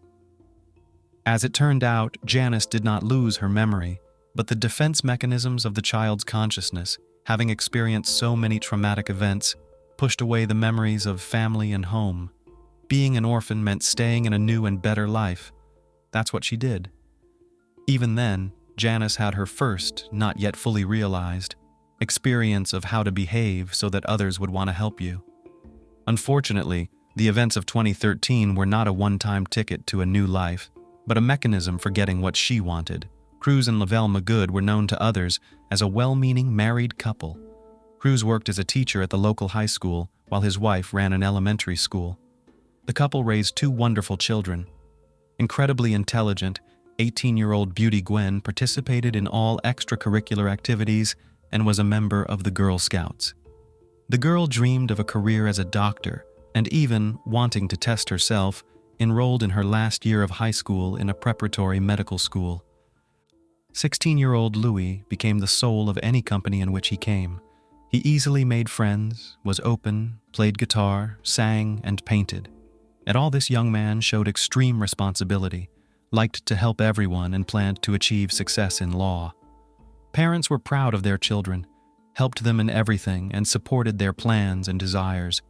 The family led a measured life, attended church, and did charity work. At one of the charity events in the church, Gwen and met Janice, where she came as a nanny to look after the children. The girls became instant friends and became best friends overnight. Almost the same age, they were fun and funky. They often posted dance videos on TikTok and came up with interesting ways to spend their time. Luis enjoyed participating in their activities. It didn't take long for all 3 of them to become best friends. At one point, her brother and sister wondered why Janice was working instead of attending school, and Janice told them that she was an orphan. Her parents died of illness when she was very young, so she has had to rely solely on government assistance since she was a child. In order to be able to buy something for herself, she has to work part-time instead of studying. The girl complained that the couple who gave her a job pays very little, and the money received is enough only for food, and she has to work almost around the clock. Later, Janice repeatedly shared her fears about the future with her new friends. Since she is about to turn 18, she is about to lose some social benefits, intended only for minors, and perhaps she will not even have anything to pay for housing. Education and a good career are all but forgotten. Kind-hearted Gwen, heartened by her friend's plight, decided to lend her a helping hand and went to her parents. She told them about the difficult, tragic life of a new acquaintance and asked them to adopt Janice so that she had a roof over her head and conditions for studying. She assured the parents that everyone would benefit. Janice would be able to get an education, help share the housework, and help Louis with his homework. The Magads were skeptical at first. They worked as teachers, their income was low, they could hardly afford another child, and besides, there was no extra room in their house for Janice. Louis even volunteered to sleep on the living room couch and gave up his room. The parents couldn't stand their daughter and son's repeated requests and agreed. In July 2021, the Magads officially adopted Janice. They enrolled her in school, and she even took their last name. Janice turned out to be a smart and very polite girl. She accepted all the rules in the house. Cruz and Lavella wanted their children to grow up to be responsible and disciplined people who would know the value of work and money, and so they introduced them to the household. Janice was given exactly the same amount of housework as her sister and brother. The girl gladly performed her share of the duties and always showed respect for her foster parents. To show her gratitude to the family, she would sometimes get up early and cook breakfast for everyone. The couple realized that they had not just helped the girl, as Gwen had asked them to do, but had indeed unexpectedly gained a second daughter, albeit a very old one. At one point, Janice even called them Mom and Dad. On December 10th, 2021, at 2:58 in the afternoon, Cruz, who was checking his middle school homework, received a phone call from a neighbor who hurriedly told him, "Go home soon, but don't panic before time." Janice left a strange post on Facebook. "Your house appears to have been burglarized." Cruz immediately put work on hold, called his wife, who was also at work at that moment, and rushed home. On the way, he tried to call his children, but they didn't answer. The worried father drove home at top speed, more worried about the safety of his children than the money in the house. At about 3:15 in the afternoon, Cruz pulled up to the house. The door to the house appeared to be locked, so he went to the back door, walked around the house, and entered through a second entrance. Everywhere was a mess. Cruz went from room to room and called the kids by name. When he reached the living room, he saw something no parent should ever see. Luis and Gwen were lying on the floor covered in blood.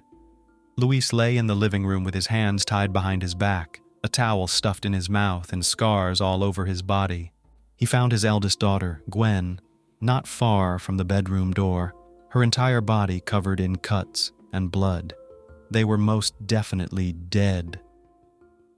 With a noise in his head, on absorbent cotton legs, Cruz suddenly realized that there had to be a third person in the house. He started screaming as hard as he could, "Janice! Janice!" At one point, Cruz heard a quiet voice say, "Daddy!" Turning around, Cruz was relieved to see that Janice was alive, hugged her, and noticed that her hair was wet. He asked why it was wet, and the girl replied that she had just gotten out of the shower, and therefore, because of the water, did not hear his call. Of course, her grief-stricken father thought her answer was strange, but he decided that Janice wanted to wash away the horror she had experienced. After all, many people in shocking situations begin to behave strangely. After making sure she was unharmed, the man called the police. Police arriving on the scene found a hammer, a baseball bat, a knife, and a broken wine bottle near the victims. Under normal circumstances, having more than one means of committing a crime means there is more than one perpetrator. The police turned all of these items over to the appropriate officers, hoping to find fingerprints on them, and proceeded to search the house and collect evidence near and around it. They also advised Cruz and Lavelle to carefully examine the items to see what was missing. Very carefully, The officers conducted a detailed interview with Janice, the only survivor. She told them that she and Gwen were in the room, and Louis was in the living room when they heard screaming and the sounds of a fight. She and Gwen immediately went to check what had happened and saw two masked robbers hitting Luis with a hammer and a baseball bat, and a third man with a knife.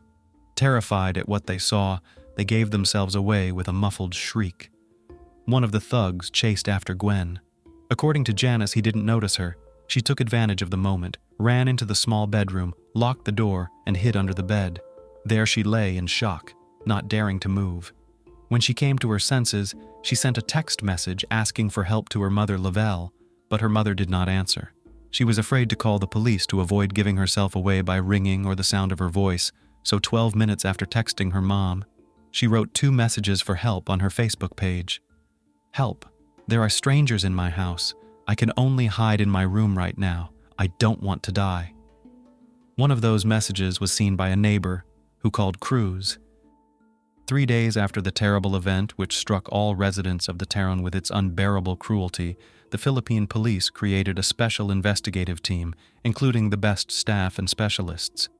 On December 15th, the investigation team said that a large amount of evidence and clues have been collected, and the nature of the case is temporarily classified as robbery and murder. But they do not rule out other versions and will conduct an in-depth investigation. By other theories, the investigation team members meant their growing belief that Janice was the key figure in the crime. Specialists compared evidence from the crime scene and witness statements with Janice's and found several very large discrepancies that allowed them to list the girl as a suspect rather than a witness. First, nothing was missing from the house, which seemed illogical if the 3 bandits were planning a robbery. Cruz and Lavella said that all the valuables and money were in place, despite the fact that the house was turned upside down. Only Gwen's cell phone was missing. Second, the investigation team found a plastic bag containing bloody pants and shirt in a creek near Cruz's home. It was confirmed that the bloodstains on the clothes belonged to the murdered men. It appeared that the perpetrator, or one of the perpetrators, changed into clean clothes after the murder and then fled.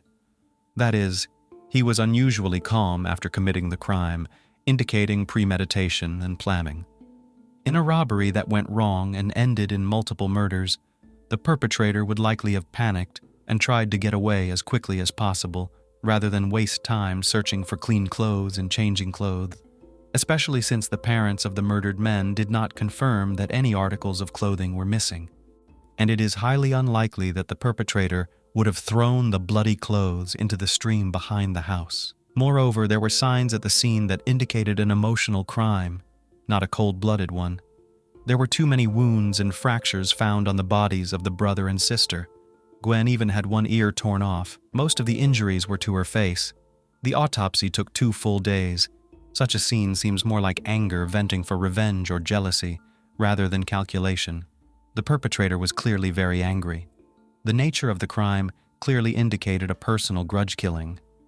Third, according to the forensic medical report, the older sister died before the younger brother, which contradicted Janice's testimony, because according to her, the younger brother was attacked first, and with as many wounds as Janice described, it was unlikely that he could have outlived his sister, who had been bleeding for quite some time.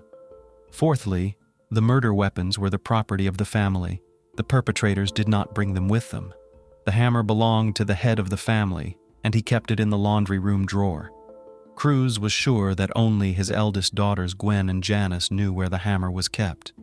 A baseball bat found at the scene, according to the parents' testimony, belonged to their youngest son, who kept it on the second tier of the bed, under a blanket. Burglars who are suddenly caught in the act don't run around the house looking for a hammer and bat, stored in non-obvious places. They either bring their own murder weapons or use available items. It turns out, the location of the 2 key tools of this crime were known only to the people living in the house. Cruz and Lavelle have alibis. That leaves Janice, who knew where the hammer and baseball bat were kept. Louis gave her his room, so she was aware of the strange location of the item. So even if she wasn't the killer, she was probably an accomplice, since the perpetrator wasn't alone. Fifth, when Lavella received a text message from Janice asking for help, she immediately called back. But Janice did not answer and later said that after not receiving a response from her mother, she published a Facebook post. Dispatch data confirmed Lavelle's call.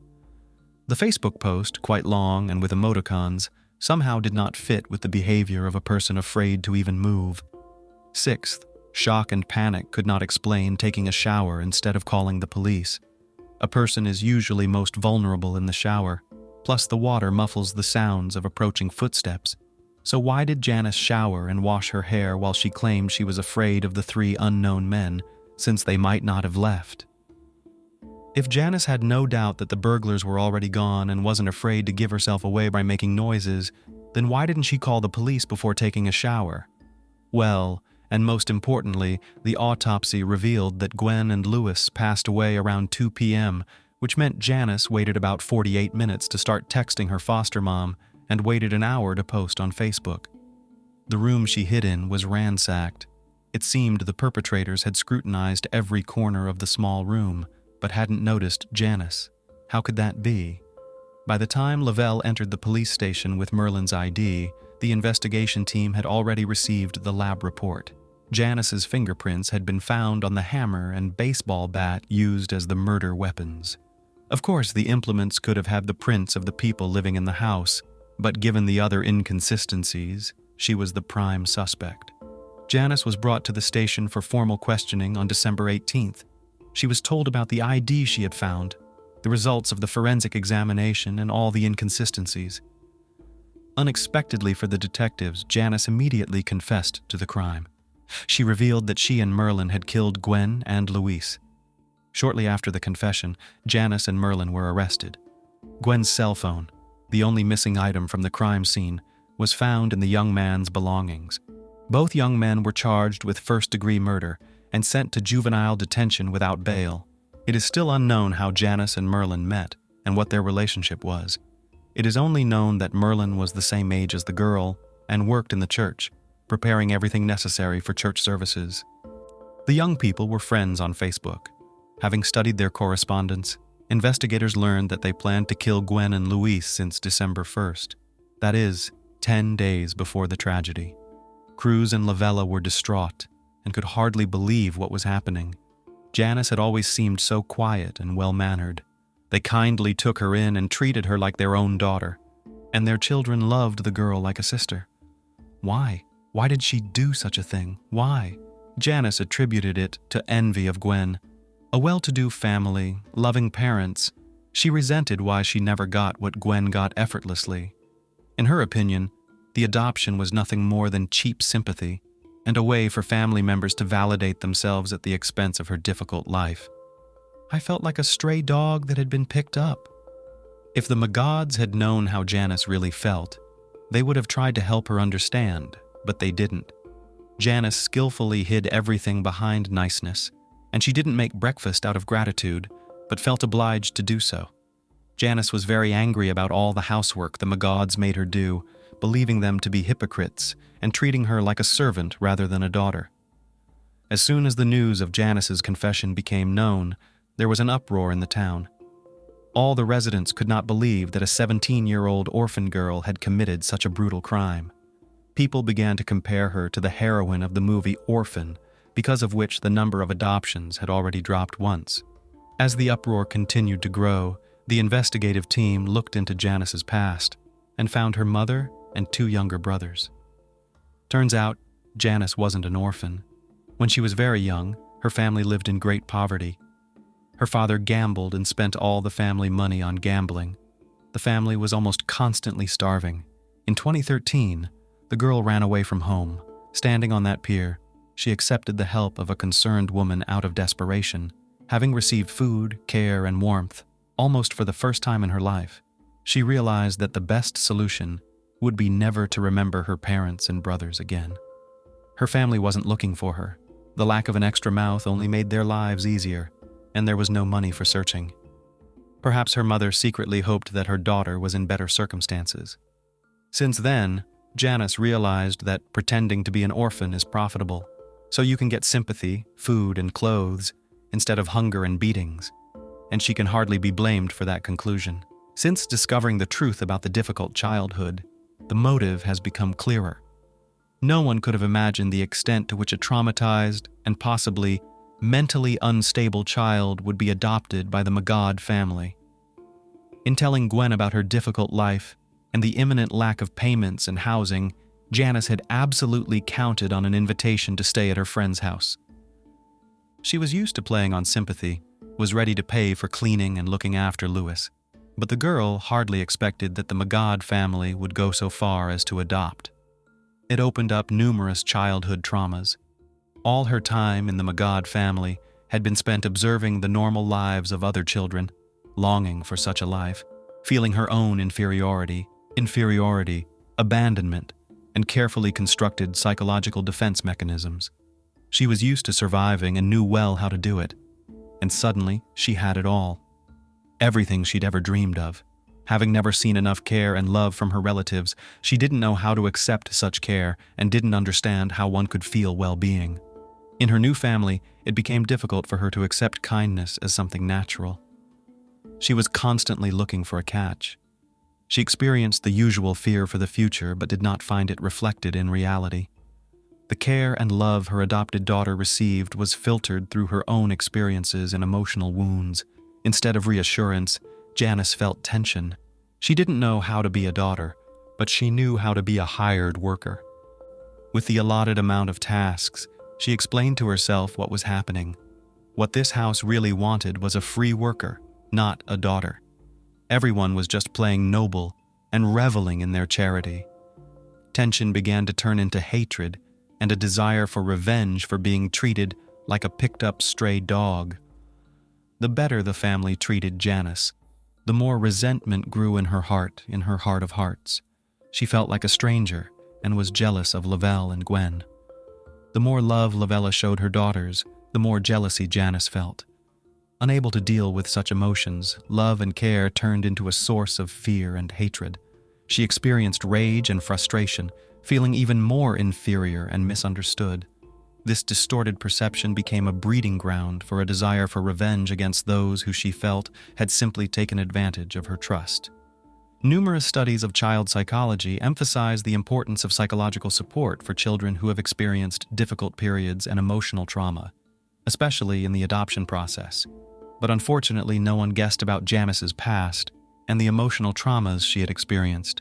The desire to help the orphaned girl turned into a nightmare for the Magud family, ruthless and irreparable. Gwen and Louise were buried in a private cemetery on December 20th, 2021. More than 1,000 people attended the funeral and all expressed their grief.